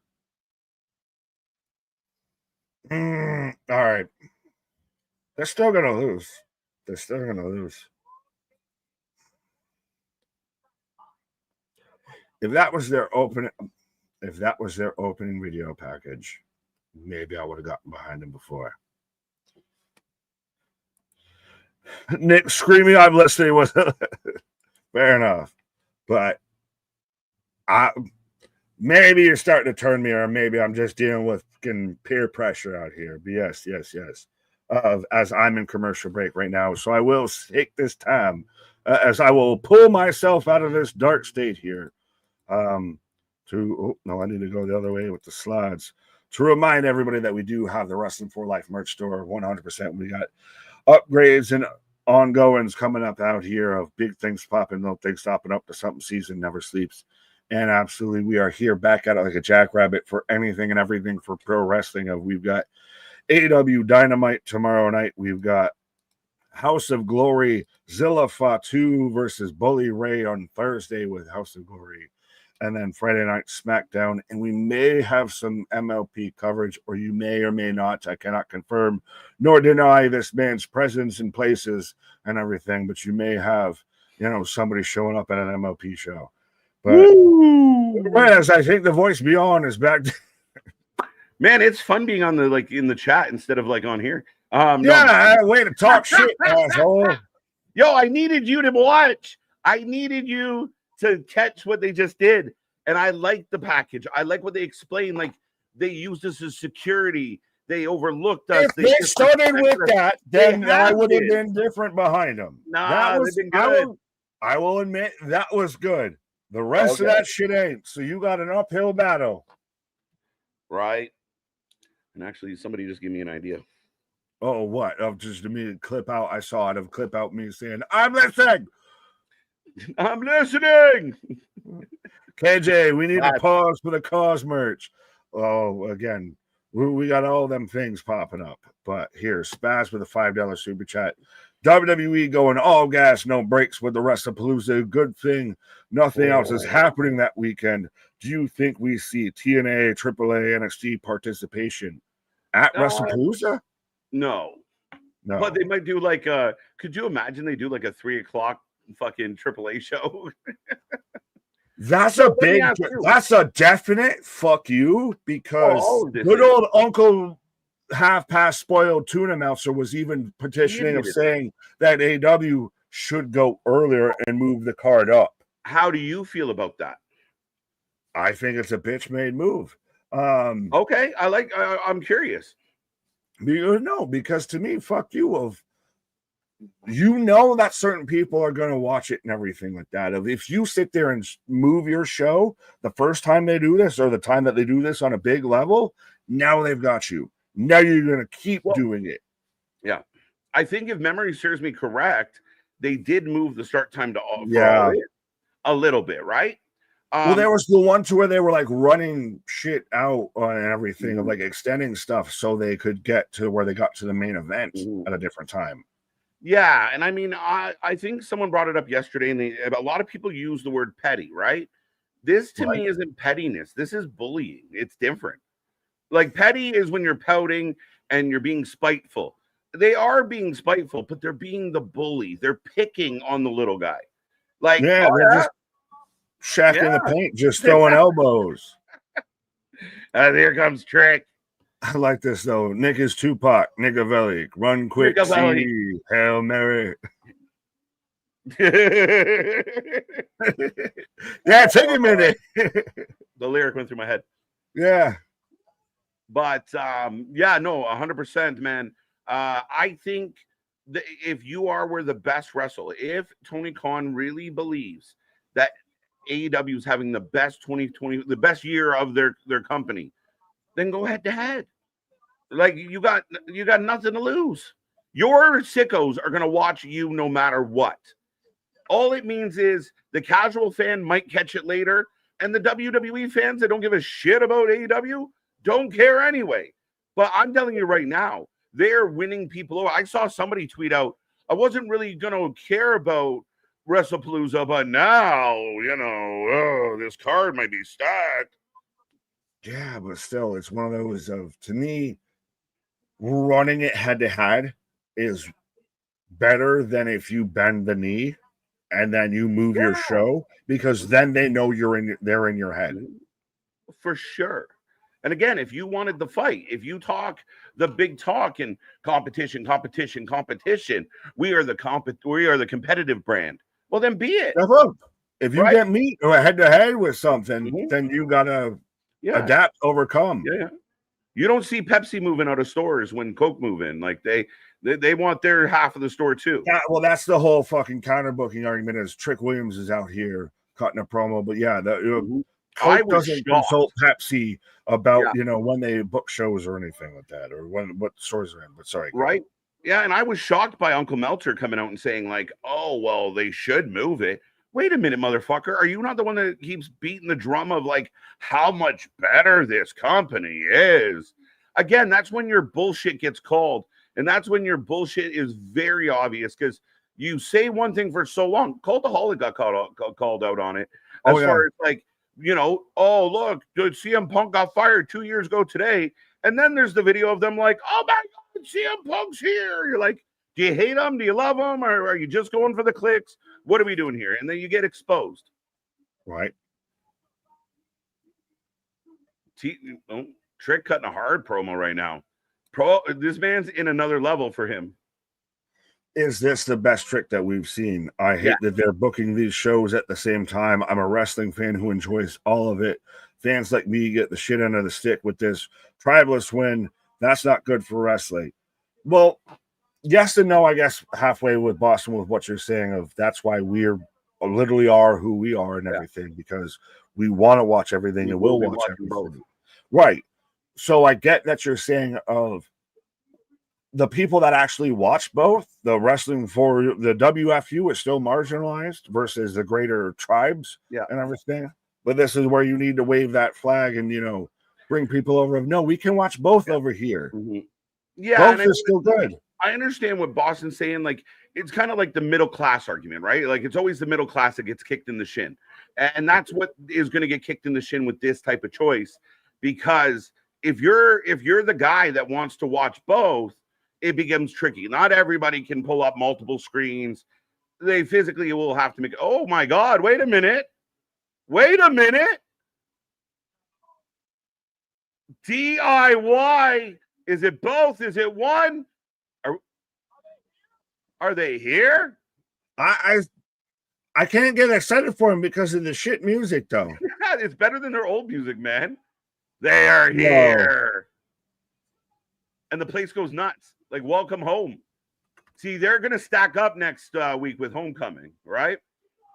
Well, this is, again, September in pro wrestling. We said this earlier in the stream. Yeah. It feels a little bit like this ain't a scene. It's a goddamn arms race. What it is. Yeah. And I mean, again, from the corporation side of things, all right, the weather's getting colder. People are staying home. Let's give them some more shit. You're like, all right. Well, that's a whole fucking trend and everything. We'll halfway admit this of doing the tubes of you and watching the rest of them. They all kind of anticipate that. It's the same thing with sports and everything. Why do you think ESPN's ramping up fucking everywhere now? Because football's back. Yo, what was your reaction to like Clash in Paris being covered on SportsCenter? Welcome to 2025, 2026 in pro wrestling of I'm a big dog, so I do big dog shit. Right. It's that kind of level. It's the 10-year anniversary of DIY's NXT debut. Am I the only one that thinks DIY looks like their youth pastors? Johnny does for sure. Johnny looks like he works at I'm here to tell you today about DIY. Like, I never thought Ciampa would be the big guy in a tag team. Well, I mean, the Psycho Sicilian and everything. I just hate that I loved the beard. I don't know if it's why we're friends, but I love the big beards. I Pause. was personally offended when he got called up and Vince made him dye it. I'm assuming Vince. I'm blaming Vince. Right. Like, come on. And then when he got rid of it, it's just he looks ridiculous. He looks like Earthworm Jim. There's a throwback. That's a fucking callback. As Trick Williams, by the way, is taller than I swear to God, if Tommaso Ciampa put Johnny Gargano on his shoulders, they might be able to sit eye to eye with Trick Williams. I legit was about to say that. Maybe they'll get on each other's shoulders and fight them. Yo, but listen, if we're gonna get Ciampa versus Trick, I'm in. Like, I'm curious what that match looks like. Well, it's interesting that they're talking about all of this with the TNA title. So this is where I get interested. If you get DIY in TNA, hey, what do you say? DIY versus the Rascals? Johnny Gargano versus Leon Slater? Eric Young versus Tommaso Ciampa in a mirror match and just point at each other? Dude, I got a little goosebump when you said that one. That if you went Psycho Killer versus good, like the EY we have now, right? Ooh, let's go. Qu'est-ce que c'est? Right.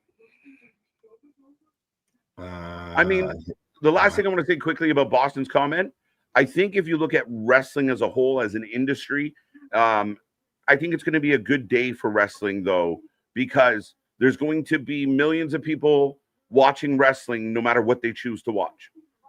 Like, there's going to be a lot of fans that are watching wrestling on the 20th. There's going to be a lot of fans that either first find or re-find pro wrestling one way or another, because of the discourse, because of just the wrestling back and forth of AEW, WWE, of WWE being involved with ESPN, all of that. Yeah. Two time.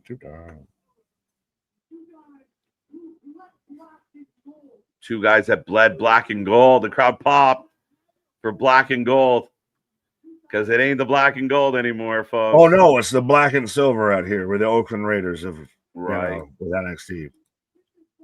They don't give Ciampa the mic enough. Like when he has the mic, you remember, oh yeah, he can really cut. Yeah, because again, everybody kind of glosses over how good Tommaso Ciampa's heel run in NXT was. Where he sat there and came out with no music. And then he comes out, no one can survive. That's still one of the best theme songs to me. Yeah. You're not wrong, man. He was so good. My Precious and how much he obsessed. Yeah, he was one of the best heels in pro wrestling at a time. Period.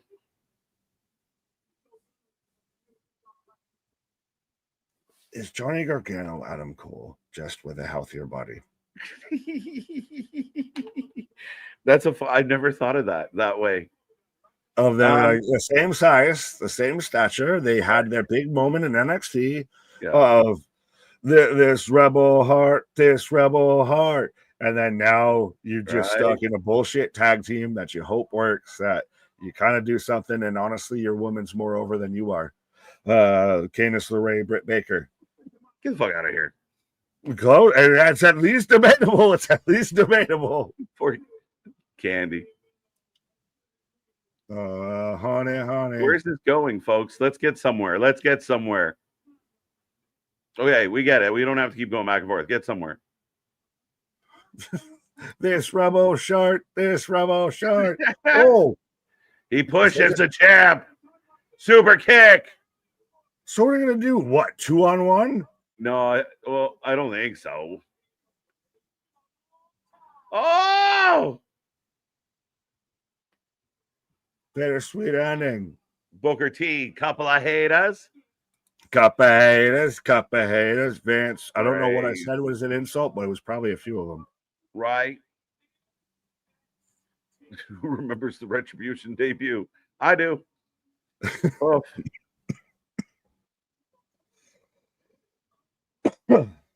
Oh, why does Ava? Oh, every time she pops up, she's just like Go, Javon, you're so fun. He looks like a fucking cheerleader showing up at a pep rally. Why can't she just wear shirts that meet the pants? Why can't she just wear shirts that meet the skirt? Why is Mason Crosby running security for right? Ava Rain right now? And Court McGee, like, why does she need fucking the biggest security ever? Why are they walking Javon out? He got beat up. Yeah. We get a package now for Callie Armstrong. Callie Armstrong. Callie Armstrong. Nick's a big fan. She's super. I'm telling you, that's a name to remember. By the time we're out here talking in 2026, she's going to be a contender for a Wrestling for Life. It's going to be really crazy if they set her up to fight Grace. Honestly, it might be a better match than what she had with Monroe. I don't know how you feel about everything that's came out of that whole Jordan Grace, Blake Monroe kind of feud. Of it kind of feels like it helps nobody. Yeah, I mean, I just don't know that it did much. The build to it wasn't super exciting. The match was good, but now where do we go? So if Grace is going towards Armstrong, what does I mean, Mariah May hanging out with Ariana Grande is going to make her even more heelish and annoying. Yeah, with that good old Ariana Grande, that Ariana Grace, and it's going to be interesting because there is that ton of depth that we even saw tonight with Lash Legend and Jada Parker, and neither woman's technically in a title picture. So now we're going to get this whole extended universe of NXT's women's division is the deepest thing they have right now.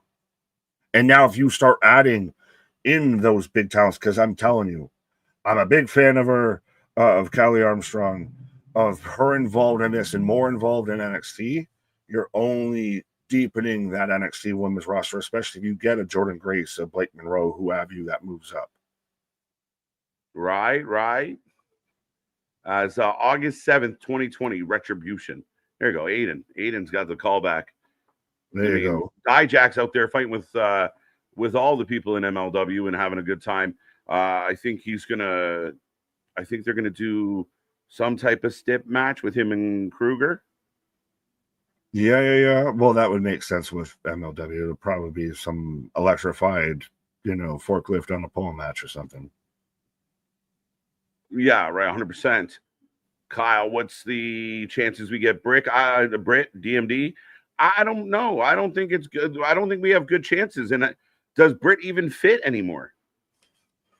Coming soon to WrestlePalooza, Britt Baker and CM Punk versus Becky Lynch and Seth Rollins. Somebody made that joke. Tony, suck SMD. Right. Almost filled out the full sentence. Right. But yeah. Yeah. Someone else out there. It's too funny. But you're taking a pause, so I'll stop delaying you. So you you go ahead. You can have that of Britt Baker out here. There you go. Yeah, I don't anticipate seeing Britt Baker. Again, I think Britt Baker's presence anywhere at this time is going to be a big surprise, a big shock. I don't know. I mean, is she just kind of gone back to doing her thing? I do think there's something there. If the WWE wanted to explore it, she was willing to put the time in, spend some time developing. You've seen it with Mariah May, Jordan Grace, other talent that's come over where Ricky Starks, Ethan Page to an extent. The idea that like someone like Britt just gets dropped right in like the main event picture on the main shows, we've proven that, there's levels to this, and she might need to kind of level up a little bit before she gets into something serious. It would be amazingly funny if it was CM Punk and Britt Baker versus Seth and Becky. But like I said earlier, the writing is on the wall. They've set it up. They've painted themselves into a corner as far as it's AJ Lee or bust. I did see an account out there today trying to, present this idea that, they don't even know. They're just doing this. I don't think they're not booking their shows week to week like some other shows. They got a plan. Now, the plans do change, but they're not going this far. I think we can all agree on that. They're not that fucking stupid. But I got Tavian and Ethan Page in the back with Ava again and her security. I don't mind what Ava's wearing tonight. I'll be honest. I don't get why every week she has to show us her midriff. Fairy firework on a fire pole match. Let's go. She's been on the upswing. I give credit where it is a due. Who are we talking about? Grace is not it. There's something there with Grace. She's not, to me, she's never been the greatest of promos. Not in TNA, not since we've seen her in NXT. I think that's one of the things that she has to develop. She does sound very rehearsed, very scripted, don't love it. But in the ring, she's super talented. But as our buddy Mr. New points out, it's awesome. There's a lot of people out there that can have really great matches. But if you build your company around people that just have great matches, you don't have an entertaining show. And I think one company has kind of proven that. I think Jordan, give her time. Like I said, this is a step up for her. To say she's not it, I don't think is totally fair, because as here comes Callie Armstrong looking like a beast. Put her in a team with Jada. Who would beat them? This is an interesting show tonight. It's been all over the place. We had Josh Briggs pretending to be the Undertaker. We get DIY here beating up the champ, the TNA champ of all things. Parker takes an L to, as we're showing Jordan Grace from last week. We get Lash Legend picking up the big win on Parker. I mean, it's been a crazy night. Now we got your Evolve Women's Champion going to take on Jordan.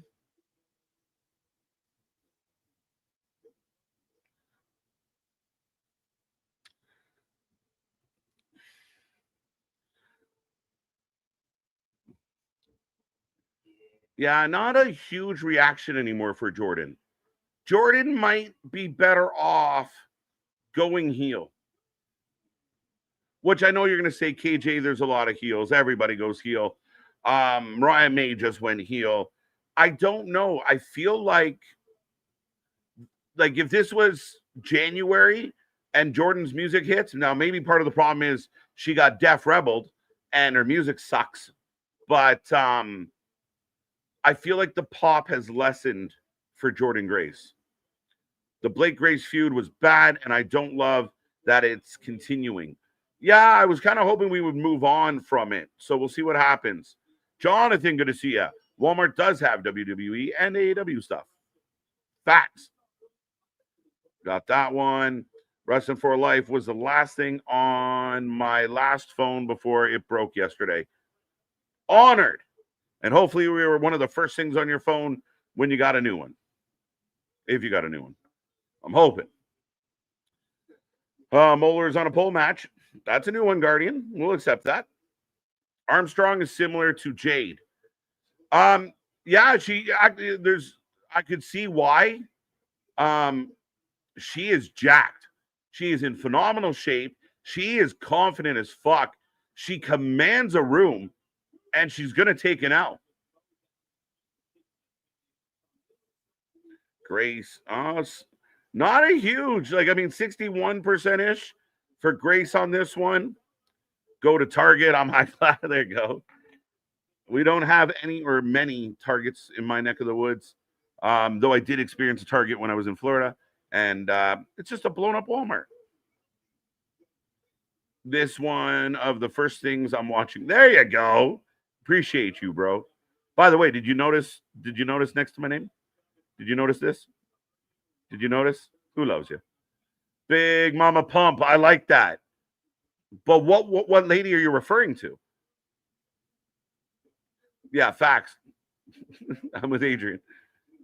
Callie got strong arms, legs, and everything else. Facts.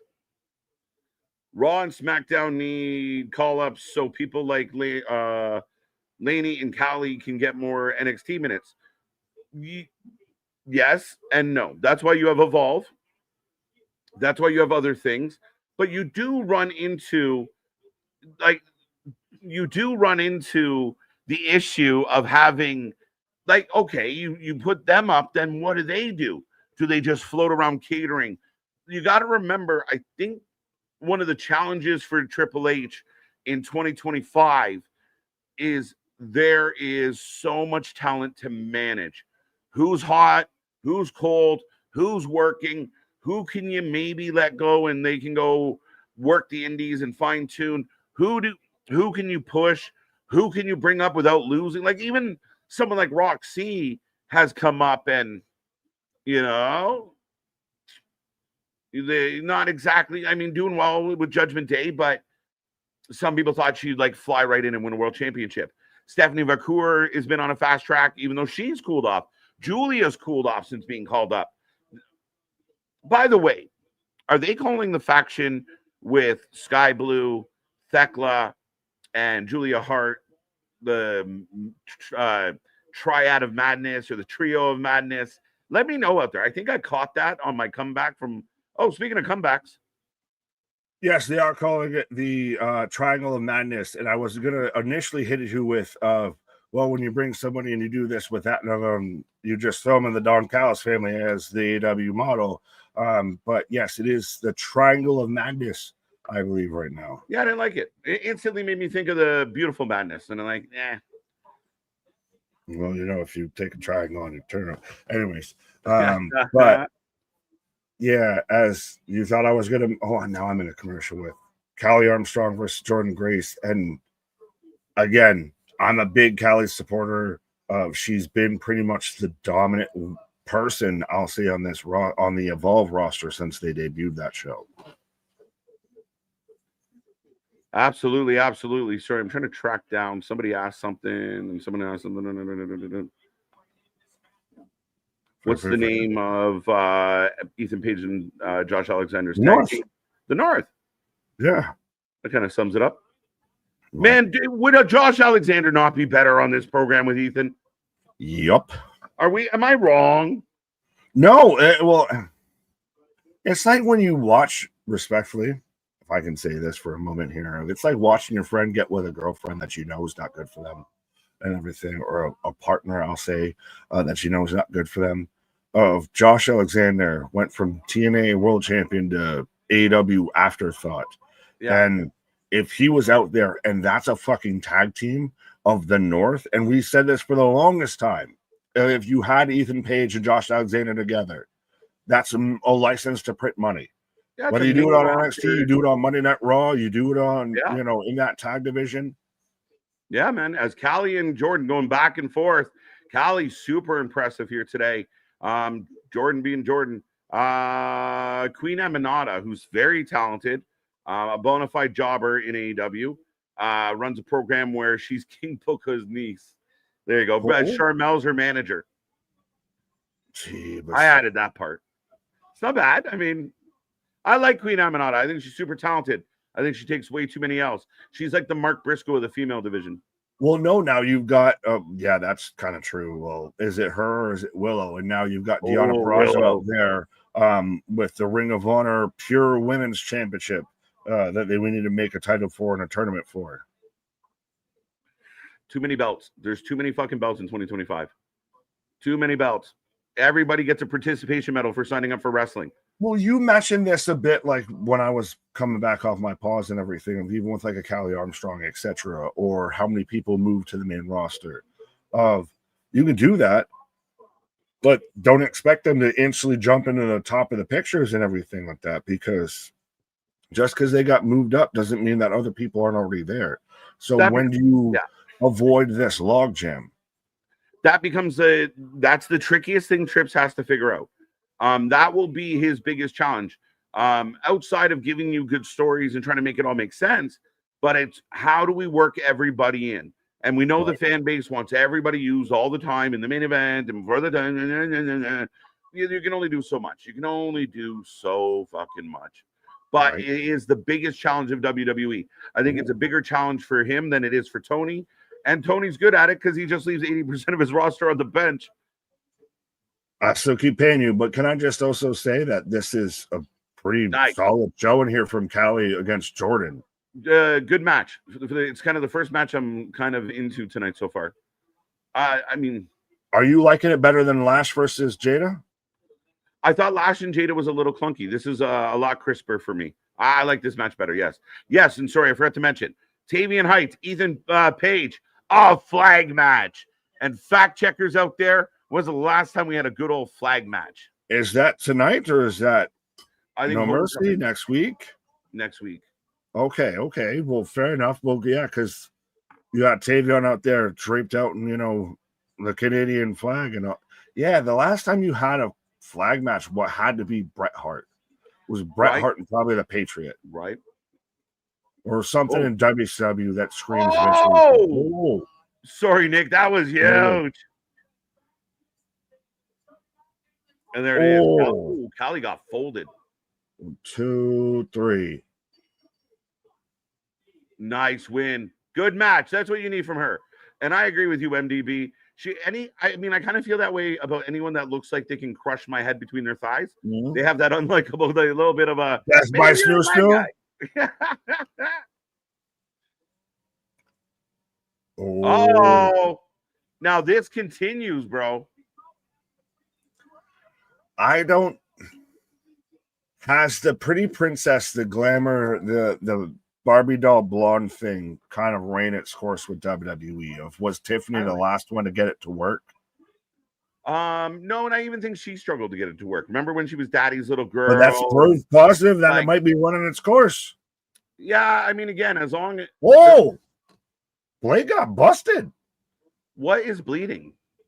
I'm assuming her nose. I think she might have gotten a bloody nose, or did she? Because she's shaking. I like this. Selling hard, something. Yeah. It's been a very scrambled eggs NXT tonight.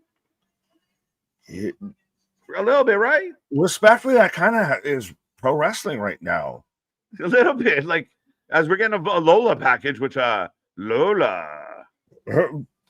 I will give Lola all the credit of. I thought she was all but dead and buried after the fake onion craze and everything, and now she's pulled it all the way back around to where she's a top act again in NXT. Then again, is it because of the AAA connection of the world hype her up and she can go out there and wrestle in AAA? Yeah, and the AAA things help. She's really gotten over in AAA. They love her. I like what they're doing here. Like when she did the original babyface thing and she was crying and it sucked. Yeah, this would have been a better approach. Like they've reapproached this, and it's actually making her very babyface. Like it works. Right. She smiles. She's gorgeous. Again, good energy. Lola. Don't be fooled by the botches that I got. I'm still Lola from the block. Right. Nick is always burying people on accident. What did I say now? Who do you bury now? I don't know. Hey, look, North Cuba, aka Florida. Little Havana. Una.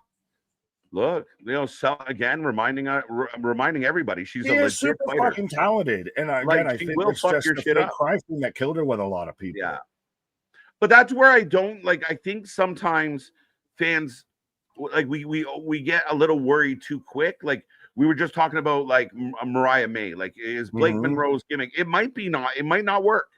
She might hit a dead end and pivot. But that kind of comes with NXT. We've seen that with Roxy. We've seen it with Lola is a good example now. Like you kind of get that in NXT where they do one thing. Josh Briggs might be an example of like, I'm going this way. Nah, we're going to tweak it and do this. So there is hope. There's always hope. Like even Jordan, I think, has to find some way to connect with the audience outside of I'm jacked and I fuck shit up.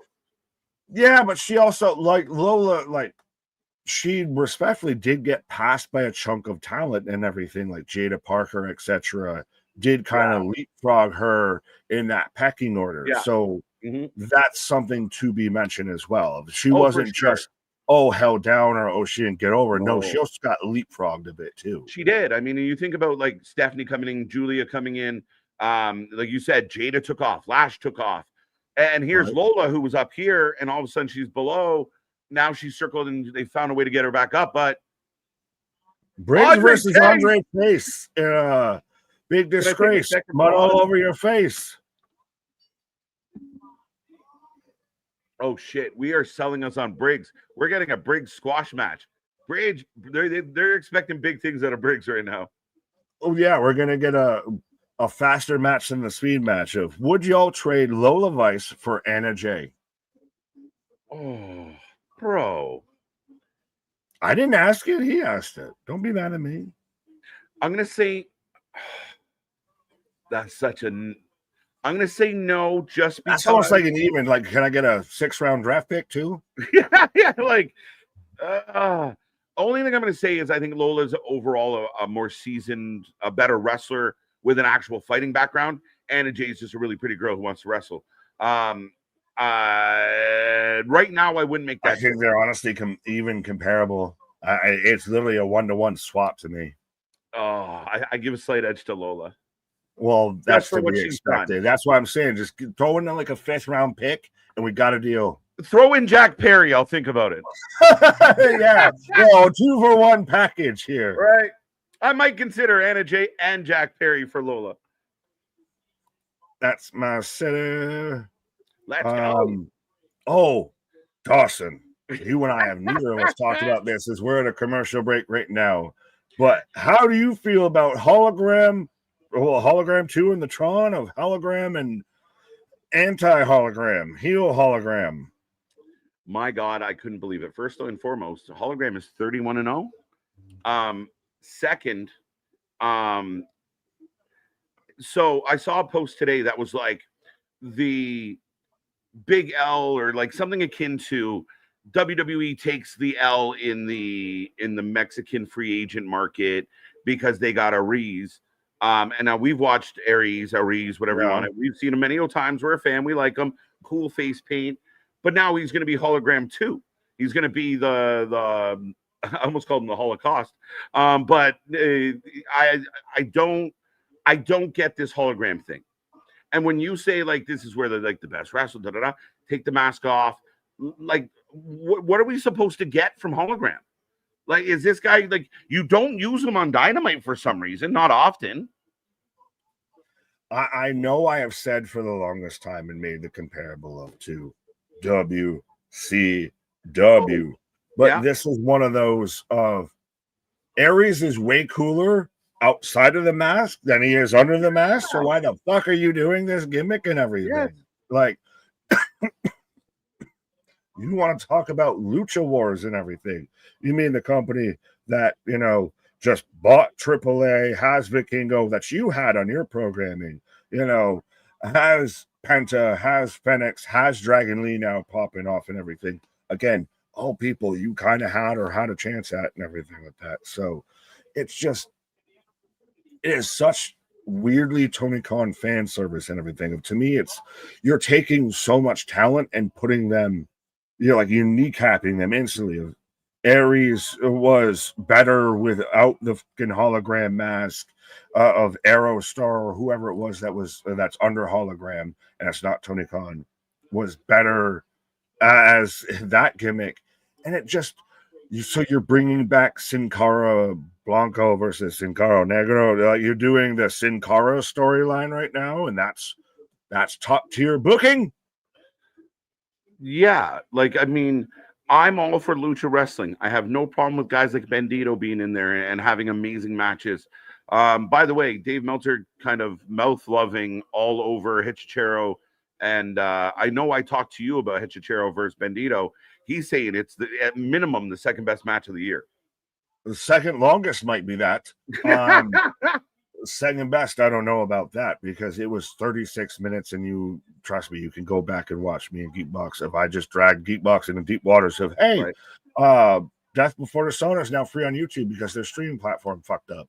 You want to watch Bandito versus Hechicero and they try and do Hurricane Spot or whatever after off the apron. Do you hear the crowd, Nick, real quick on a side tangent? No, go ahead. Andre Chase. Andre Chase. Yeah. What is happening? It's so overdone. Yeah. But the NXT crowd's in. Hologram should team up with Sonogram, Parallelogram, and Amsterdam.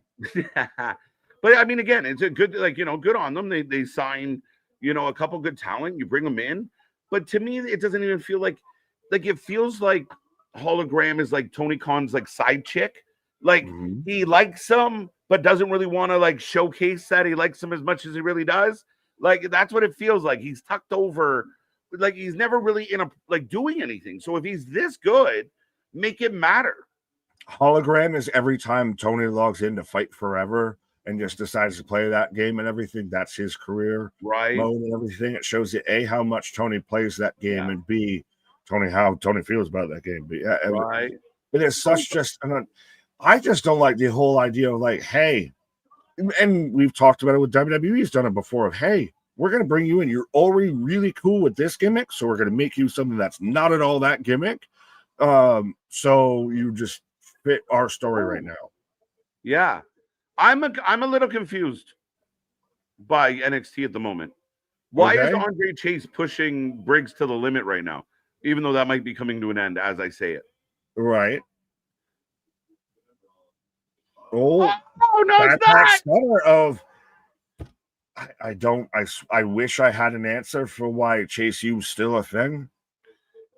I don't get it. I honestly. This is like when you're watching replays of Community, and then all of a sudden it skips over to Sons of Anarchy type of shit. He just got a 2 count. I like Briggs. I like the direction of Briggs' career. The two guys, Brogan Finley and not Heath Slater, out there would work so much better as their disciples under Briggs and everything. We're done with Chase U at this point. Just let it fucking die. I'm sorry that means Andre might have to do something else, but let it fucking die. Right. Like, yeah, it's trying to make sense of it all. I don't quite get it. And again, I think it ran its course. So just let him be Andre Chase, not, Andre Chase, fake university professor. Well, goodbye. And it's just stop and start as we get a fucking choke slam. Oh, it's a gnarly choke slam at that. Oh, big ass boot. 1, 2, 3. That's it. Yeah. I guess class dismissed. That's it. So Chase, again, I guess they've just become jobbers with a bit of a side story. Like, I don't get it. It's like the Brooklyn Brawler had a side gimmick. Oh, wait. Briggs is now just taking out everybody. Uh-oh. Brogan's in trouble. Yeah. Oh! That table fucking exploded. Right. Okay. They're putting Briggs over strong. Biggs over Briggs on this whole show tonight. Yeah, no, Briggs is having a big night. Briggs is kind of like, I felt like Asuka ran amok during Raw. Asuka was everywhere. Oh, tell me right now that Kyrie is not going to get over. It's so good. And you see, like, Kyrie's conflicted, right? As Asuka's starting to become heelish. And I believe that's in the absence of Naomi. They need somebody. Asuka's great. Asuka's fucking talented. Oh. Yeah, next week we're getting a flag match. But yeah, Asuka out there with Kyrie. Did anyone tell me in the chat when the last flag match was? I don't know. Google. Europeans are goated in chants. They really are. It's the soccer fan, the football fan in them.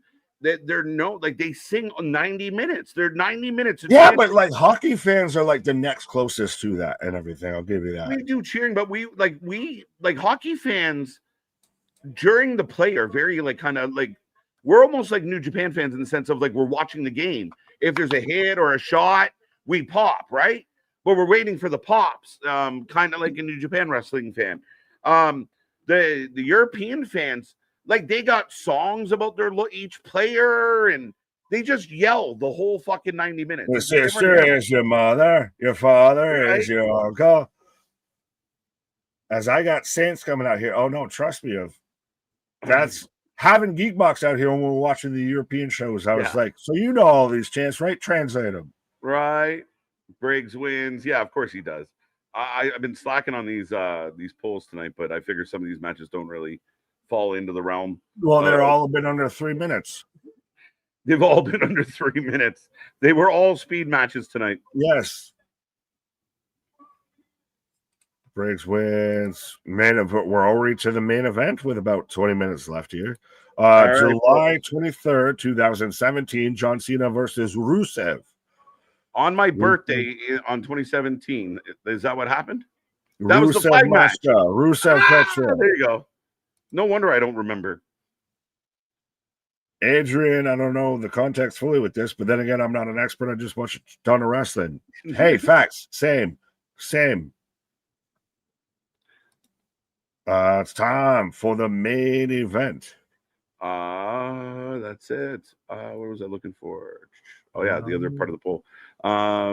Team Oba versus Dark State.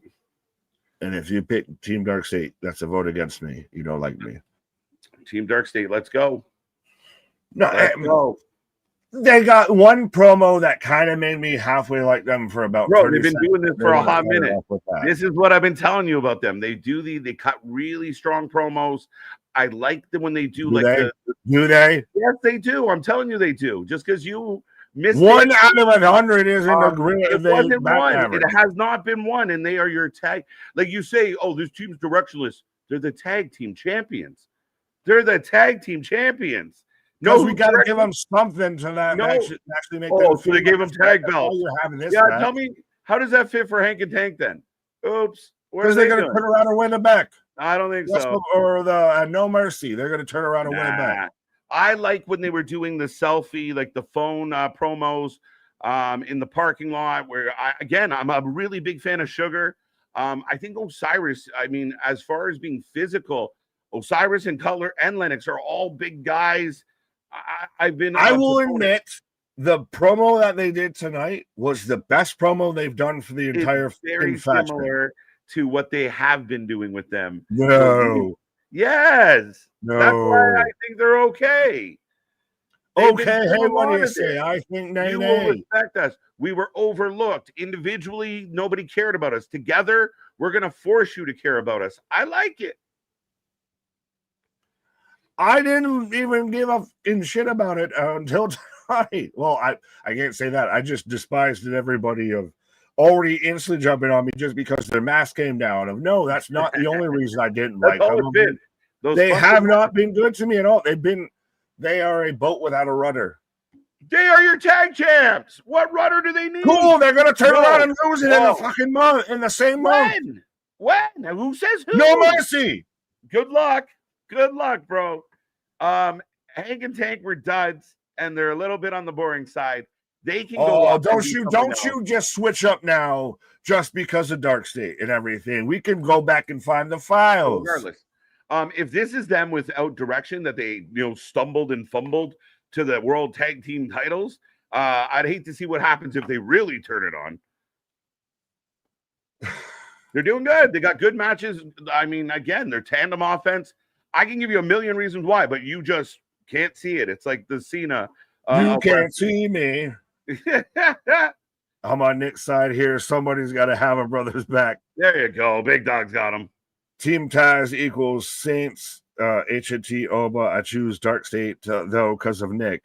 Well, I think Guardian also mentioned about how Team Taz was over more than Dark State. Yeah.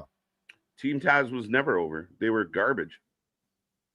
Hobbs, Ricky Saints, Hook, never over. What did they do with them? They fought with each other. They didn't do anything to fucking know. They were never over at any moment, sir. No. At what point did they do cool shit? Before they broke up. Oh, okay. But most of their fighting was infighting. They were fucking garbage. It was embarrassing. They had all this talent. They did shit. They did nothing. Yeah, 3 stars come out of it. Well, 2.5. Who's the star? Ricky Saints, Hobbs.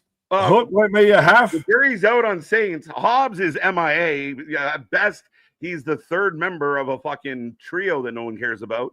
And Hook. Oh, the Hook signal. Get the fuck out of here. Someone's teenagers eating chips in the fucking front row. Can we ask him to clean his fingers and get in the ring? But Taz is going into the 2300 Hall of Fame, sir. And you got to actually witness this on Wednesday. Hall of Famer. I thought that was a nice thing. It was too emotional to show after the show, so they decided to put it on the show. Right. I love Hank and Tank. I'm gonna go on. Yeah, fucker. I love them, but they were boring. They like as the champs, they weren't doing shit. No, they had what 3 matches? Well, now who's directionless? What's their direction? You're trying to say 3 matches is directionless, and they also got boring in 3 fucking matches? Is that what you're trying to say to me? Doesn't that sound similar to? No, Dark State's had way more than 3 matches, my guy. They've shown up cross-promotional. They just show up and just wait. I thought they weren't shield powerbomb people. So in order to make this argument, you're going to blow up your other arguments. So they're good, and they have been booked. They've been booked more than Hank and Tank. If Hank and Tank were so good, they'd be over in TNA. But no, it's Dark State fucking everybody up. No, because they're so good, we want to keep them over here. Oh, okay. And then we'll give the belts to the other guys that we don't like. They did all that yapping and crapping for capping for Nigel McGuinness weak ass, but Dark State is where he draws the line. Yeah, we can have Nigel hobble out to the ring and roll around the mat for 7 minutes. Better wrestler, Nigel or Tanahashi? Tanahashi can't move. Nigel might win. You might have me there. As we're getting, I think, a big video package for Canelo Crawford. Yeah, because TKO. So TKO, because TKO. Yeah. Oh no, I know this is all love. Again, see, this is why we are the hashtag WFU and everything, and we can still sit here and have 10-minute arguments and everything, and still incorporate and have people in the chat of jump on this side and jump on that side and throw in here. No, we're actually willing to have a discussion versus just sit there and you don't agree with me. Bye. You're blocked. Yeah, you're blocked. Can I give advice to anybody out there that likes to be on social media? If you are on social media and you tweet and stuff, don't ever put out a tweet apologizing. I had the flu. I was too sick to tweet. Get the fuck out of here. This is ridiculous. That's bitch made. Come on now. I don't even want to know who might have said that, because the bitch made list might be too long. I was too sick to troll everybody about fake max numbers. Like this. Cut to the rhythm of the funky rhyme as I got Obafemi coming out here one more time. My man. I watched the video of this man throwing axes, just hanging out and everything, and still hit him with the fucking Oba strut and all that. As Hank and Tank doing the little shuffle too. Though Ricky not overly impressed. Well, they got to face each other at No Mercy. I mean, if I got to fight you in 2 months' time or a month's time, am I going to really be clapping for you? That's what we need. A 24/7. Yeah, that's wicked. Right? It's a strut, not a dance, MDB. I don't dance. I just move to the beat. I still love, though, with Pancho. Smooth operator. Right. I love that people are putting out clips of like the Penta in 2K, like getting other wrestlers to do the Penta shuffle. Yes. Again, the strut is hitting. But people are right. He should have never went to the Fed. They ruined him. They're right. Oh, he's jobbing. He's out there. He's in a nothing trios match. Right. But speaking of jobbing, the guys who are going to be jobbing in this match. Right. Don't say sorry to me. That's his guys. They're just. I'm sorry, but Hank and Tank are just heavy machinery 2.0. I'm fine with that. I'm good with that. We named them goddamn Hank and Tank. Don't you sat there and betrayed your family, sir, of turning around and going against Hank and Tank. I will fully support Team Babyface of Ricky Saints, Hank and Tank, Obafemi.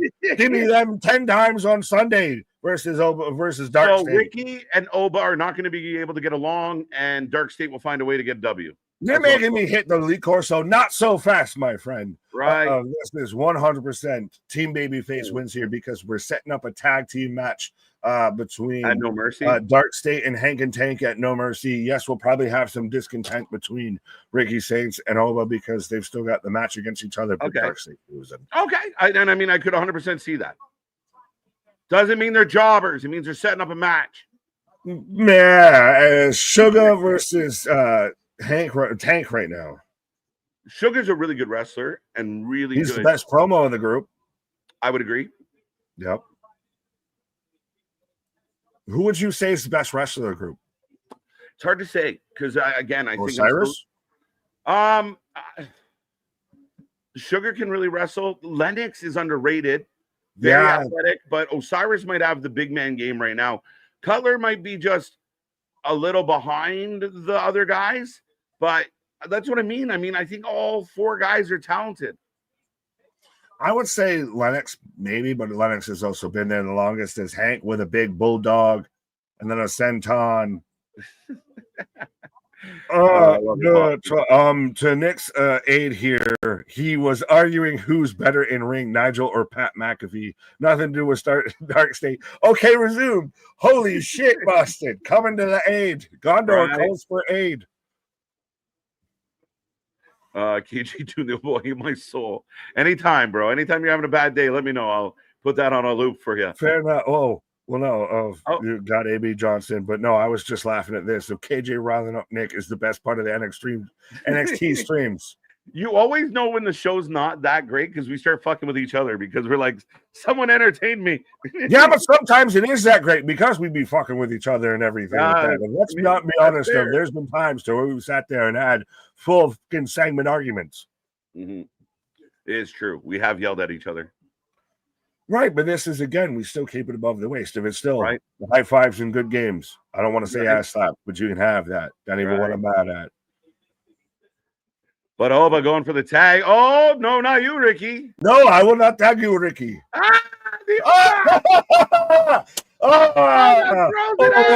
You've been hit by, you've been struck by a smooth criminal. Oba's too good, man.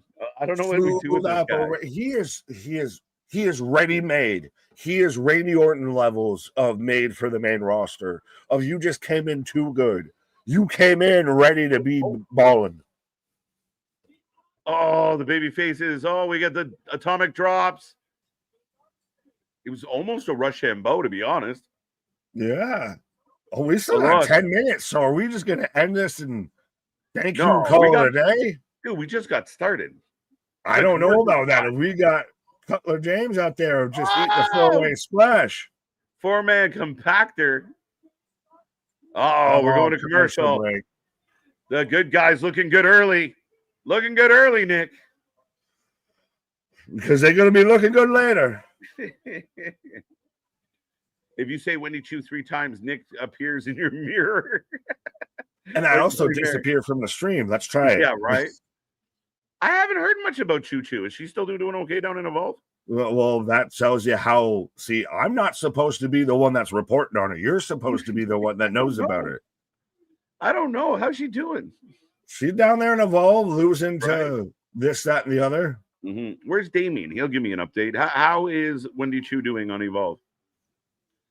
Fair enough. We fly high, no lie. You know this. What? Oba is a stud. He's going to be world champion on the main roster. Facts. And you know what it is, Nick? We've seen a lot of big, muscular guys come in, and they're jacked, and they look all athletic, but they don't have the intangibles. Oba has the intangibles. Charisma, the je ne sais quoi. Je ne sais quoi. I like that. Yeah. That's what makes him so dangerous as a talent. I mean, even just there, he doesn't go for the tag, pulls the hand back and gives us one of these. That's crazy. He jumped over guys like Carmelo. He jumped over guys like Trick. He jumped over guys like Trick Hendry. He jumped instantly over these guys into the top spot, into the guy that they won't move off that top spot. So, yeah, he's the total package, and he's just getting started, which is interesting. Yeah, based on our conversation tonight, Nick shows up in the mirror singing "Pour Some Sugar on Me." Pour some sugar on me. Yeah, based on his favorite wrestler in Dark State, he loves "Pour Some Sugar on Me." Sugar, we're going down swinging. Sugar, sugar. How you get so fly? 29, 25 WWE draft or main roster. I think we mean 2025. I don't know what you mean by WWE draft or main roster, Alan. Sorry. I guess maybe if they're going to have a draft to the main roster, we still don't know if they're going to have this by the time ends. Je ne sais quoi. I had to read that. Yeah, I don't know if that's the best way. That's spell not it. But, yeah.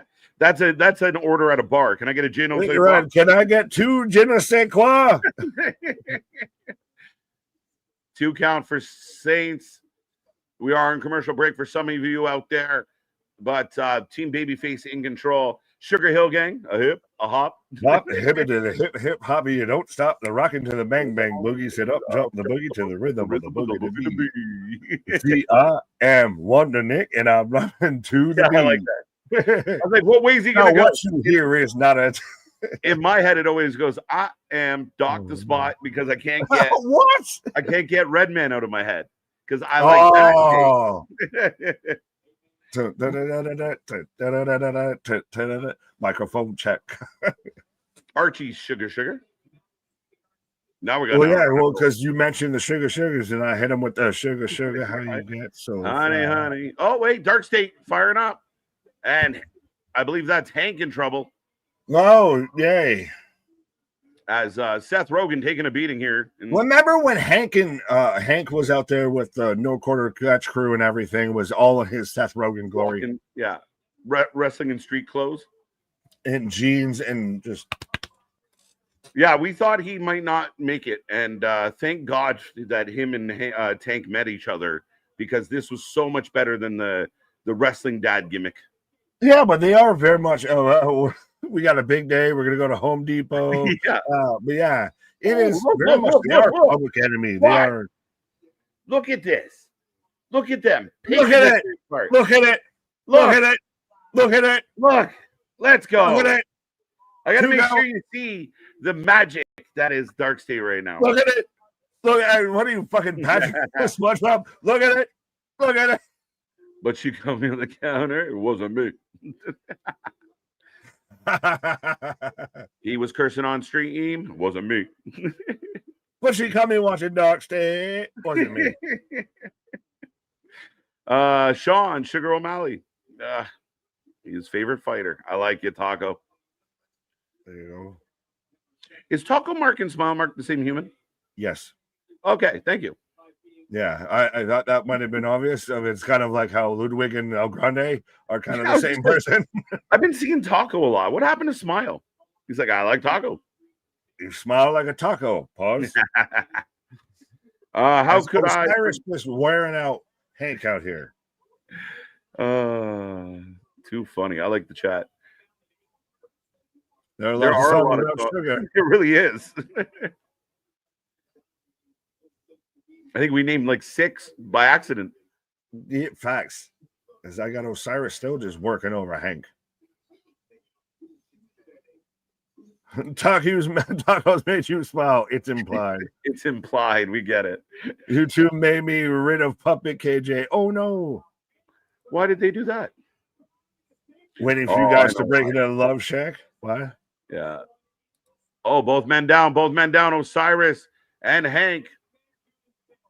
Looking for a tag. Hank gets the tank. Tank and Neon, as Tank is just laying waste to everybody. And he hits a fucking cartwheel. Right? Ivar, eat your heart out. Yeah, 100%. Give me these guys. Give me Hank and Tank in the Raw Tag Division. I think so. I would agree with that 100%. They are public enemy. They are the nasty boys kind of shit. I will admit that. But it works right now. If they manage to find that vibe of they're just the guys you get behind, they're fucking, Lane's World out here. Yo, that was a tornado DDT of epic proportion. Blind tag. I almost just smacked the shit out of Sage with that tag. Slapped him right in the ear. Oh, sugar. WWE lawyers get Jericho to Palooza. I don't believe the Jericho shit. I'm on the record. I'm staying on the record. Oh! Ola tossed him too much. It was supposed to be so much more. It was supposed to be Rochambeau. Instead it was collapsed to the floor. Oh, wait, Ricky and Oba.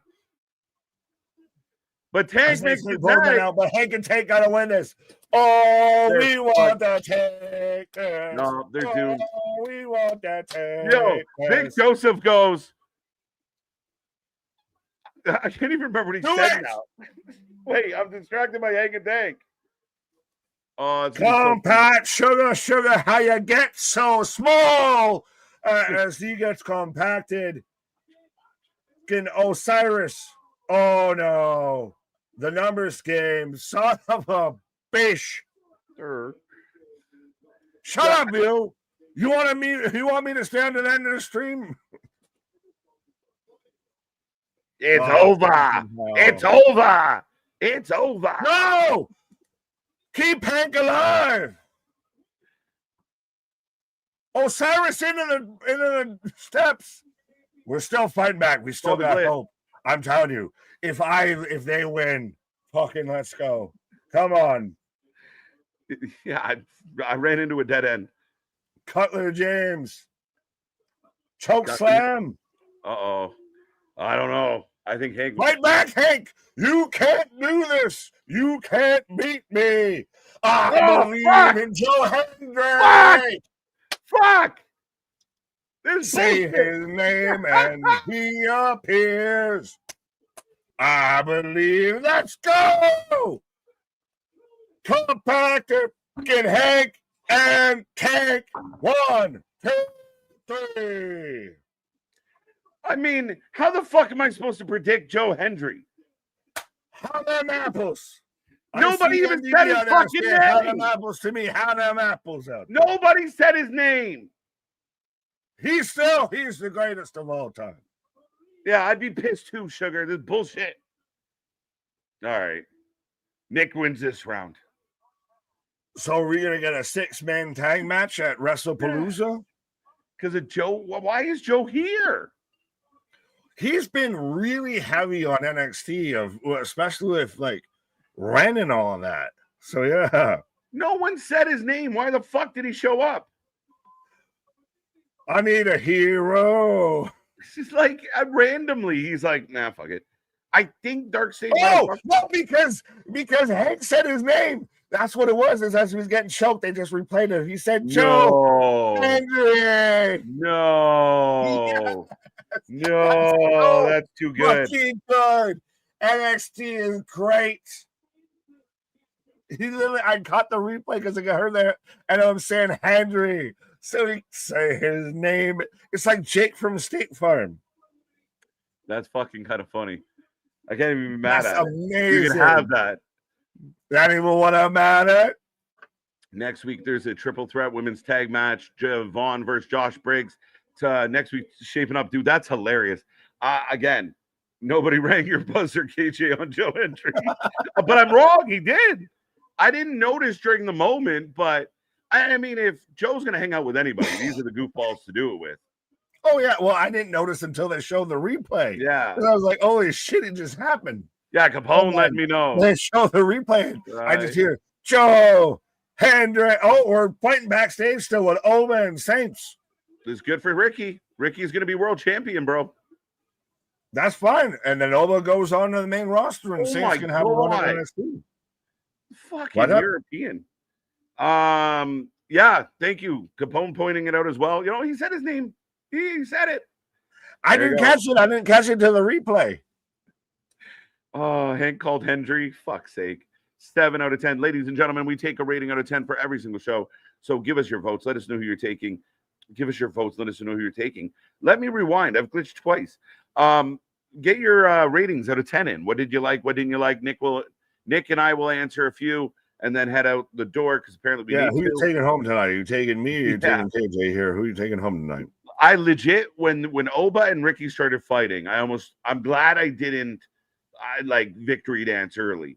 Because when Oba and Ricky started fighting, I'm like, there you go, exactly what I thought. And then fucking Joe Hendry. But that's so good. Like that. What was your initial rating until that? Because that's a changer. That's a pivot. That is a moment in time. I feel like tonight was like a 6.5 out of 10 for me. Okay.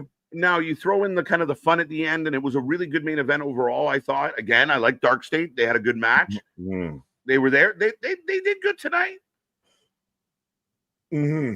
What do you mean? I didn't say anything. I literally just said they didn't do good. I said move along. I'm agreeing with you. I said No, they did nothing. They just laid on the mat and watched. Now you're inferring of what I said in the tone of what I said. So I'll go 7. You're going through what you gave the ratings for the show tonight. I'll give it a 7. I'll give it a little touch bump, but it wasn't my favorite NXT. Very all over the place, very scrambly. We get a 3-minute speed match. Meh. We had the the Parker Lash match. I didn't love. I thought the main event was probably one of the better matches tonight. Andre Chase goes a while with. Yeah, I just didn't care a lot about tonight. There was a chunk that I didn't care about with the speed title match of I don't care, men's, women's, fucking, it could be dogs and cats out there fighting. I don't give a shit. All right. The Andre Chase match, we haven't cared about Andre Chase since JC Jane was gambling it away. Right. I'm with you there with a 7 of, and I will say the Dark State promo was the best thing that faction has done, and they fittingly lost. And so NXT was good. I'll accept that. ECW Arena tomorrow for AEW. Yeah, they're still in the 2300 for a couple more weeks, so we'll see how this goes. Again, watching SmackDown and Dynamite back to back because catching up this week, Nick, it was like going from like the WWE and then like turning on Lucha Underground. It was a noticeable production difference. But if that's your run with it. I like the venue, but yeah, it's such a crazy drop off now.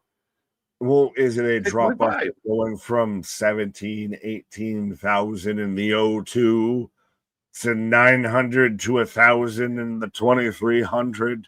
And we know that they need to go into smaller venues, and you've got the nostalgia click with the fact that it's the ECW Arena. But yeah, it's hard. Like, I find it oppressive for the fans, the tribalists that keep beating like the certain drums, because it's blatantly obvious. Like, if you could sell 10,000 tickets, you would, but you can't, so you don't, so you won't.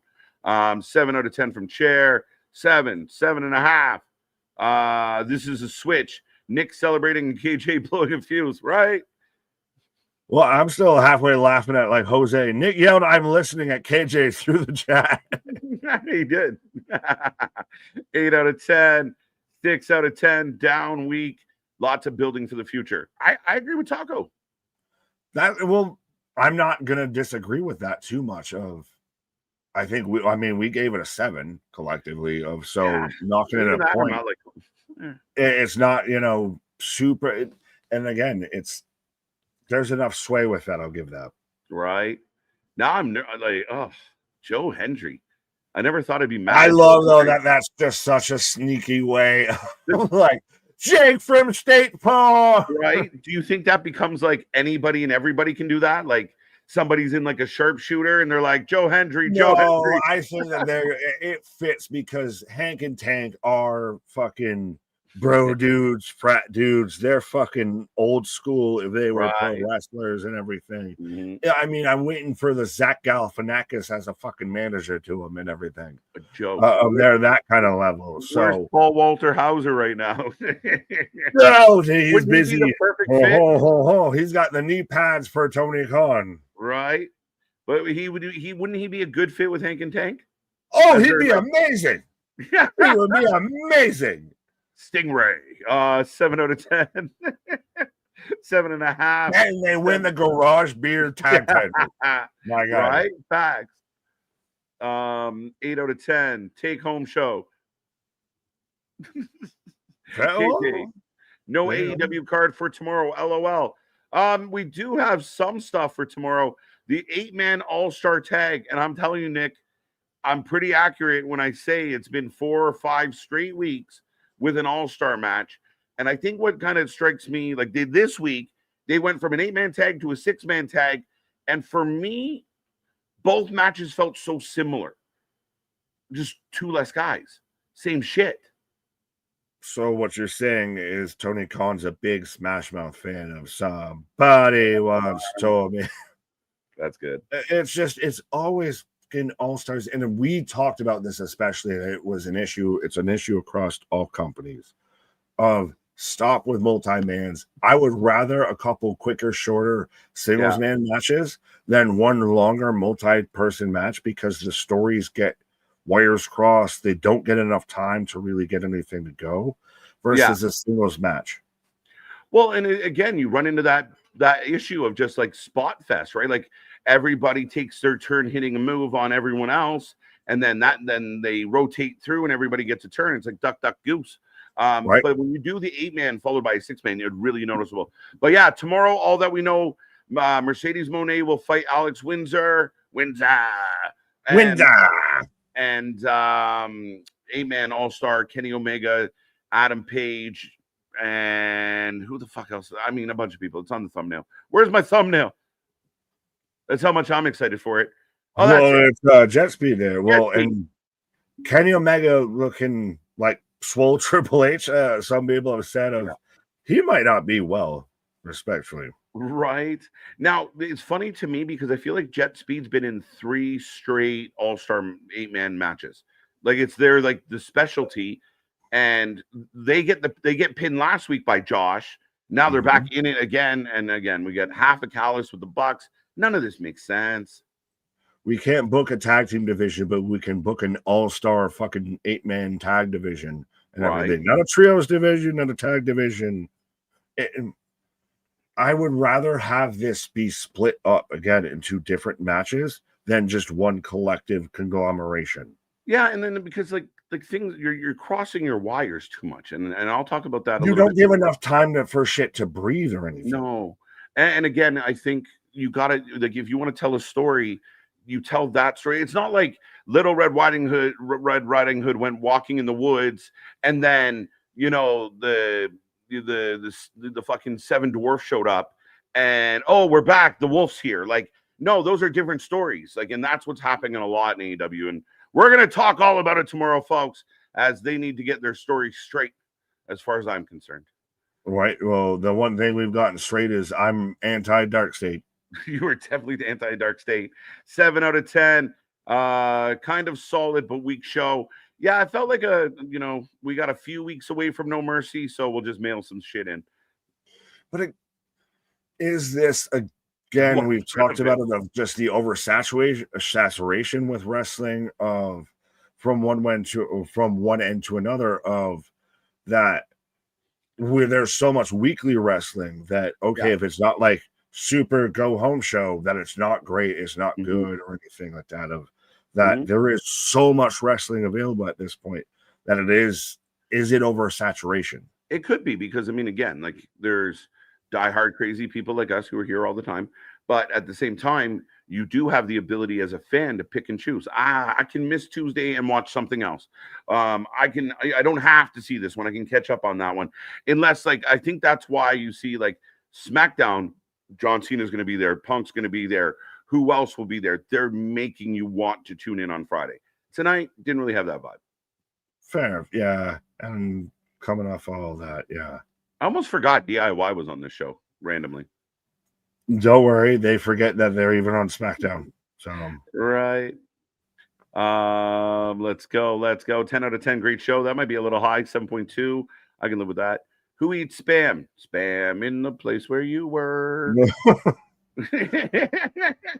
Well, fuck off. That's a lot of people doing that shit on Twitter. So 7.5 out of 10. Another all-star. All the all-stars. Everybody's an all-star. Everything is great, and everybody's an all-star. Yeah, and you're telling me you don't see all the spam out there on Twitter? Spam and eggs together is good, Paul Carpenter. Oh, no. Respectfully, you get yourself, even a banquet fucking, microwave little sausage out there. You throw that with some scrambled eggs, that's better than fucking some spam. Yeah. Nick is looking forward to Hologram 2, apparently. No. Yeah. I'm looking to the guy who's playing Hologram 2 to not be Hologram 2, to be Aries instead of Hologram 2. Because, again, why are we taking good wrestlers and making them do shitty, stupid gimmicks? Right. When they're already good wrestlers with good gimmicks. That's true. Triple H flaw as Booker is he has TKO trying to monopolize wrestling in his way. I don't know how true that is. I think Trips is having fun doing all this stuff. You got to remember who Trips is. And Trips has been very vocal about certain things. I don't know that he's being forced to do a whole lot, right? It's not like Dana White's being forced to book certain fights. I don't know that Triple H is under, I think, I don't know though. So we don't know, Boston. I don't know, but I don't believe that. I respectfully view it as Triple H is playing fucking Booker on easy mode at this point. If you have all of the talent, all of the money, everything in your advantage right now, all you have to do is not fuck it up. Right. Somehow, still at times, there might be a trip out the gates and everything like that. But yeah, I don't see how he's hampered, hating, or anything in his position. He's got nothing but assets to fucking use at his advantage. Right. A 30-man barbed wire battle royal for $30,000 on AEW Fallout. That's serious. That's serious. Is that that can't be real? I don't know, KJ. You hooked me with the Seven Dwarfs part. I'll keep going. I just gonna sit here and read everyone a bedtime story. Well, I know. Now are those CGI dwarfs? Are they, right? But it's like the beginning scene of Shrek when you have all the fucking all the characters from everywhere running around. That's Tony Khan booking. The three little pigs, the three little blind mice are falling off shit. Like it's just chaos. That is how Tony Khan books. Everyone's just running around. I'm making waffles. Yeah, I'm making waffles. There you go. All right. Speaking of waffles, we got to get out of here before breakfast. Right. So I'm loving to be able to be here every night. Big Dog, we love having you, buddy. We love having every single one of you. We ask you kindly, be a friend, tell a friend, like, share, subscribe, comment on our videos, give us a love, build up that algorithm. We're getting so close to our next kind of major, ish milestone, and we head towards 10K, which we can't wait to hit. So be a friend, tell a friend. The channel's growing by the minute. We have all your wrestling. I had it up. I didn't even read it all, but we are here on Thursday for Philadelphia, House of Glory, Philadelphia, Stack Card, 7:45 live. As we jump into that one, we're going to give you all the fun that goes along with House of Glory shows, including Gigi and Shotzi. And Bubba, Bully Ray, and Zilla. And I bet you ain't going to find somebody else covering out there.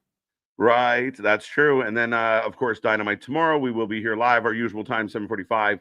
And we're going to have a lot of fun. Again, we got so much coming your way. Crown Jewel, Wrestle Dream, Saturday Night Main Event, Halloween Havoc, all the things. And that's just next month. This month, stacked with WrestlePalooza. All out, all against all odds, all the things. And we will be here live more than anybody else out there. We don't care about the sniffles. We keep showing up. So let's go. Right, we're out here falling for anything and everything when it comes to wrestling, but our shit is real, our shit is raw, our shit is authentic. When you're talking about that wrestling, you put up at that forward life with it. See you on the flip side. Come back tomorrow. Bye.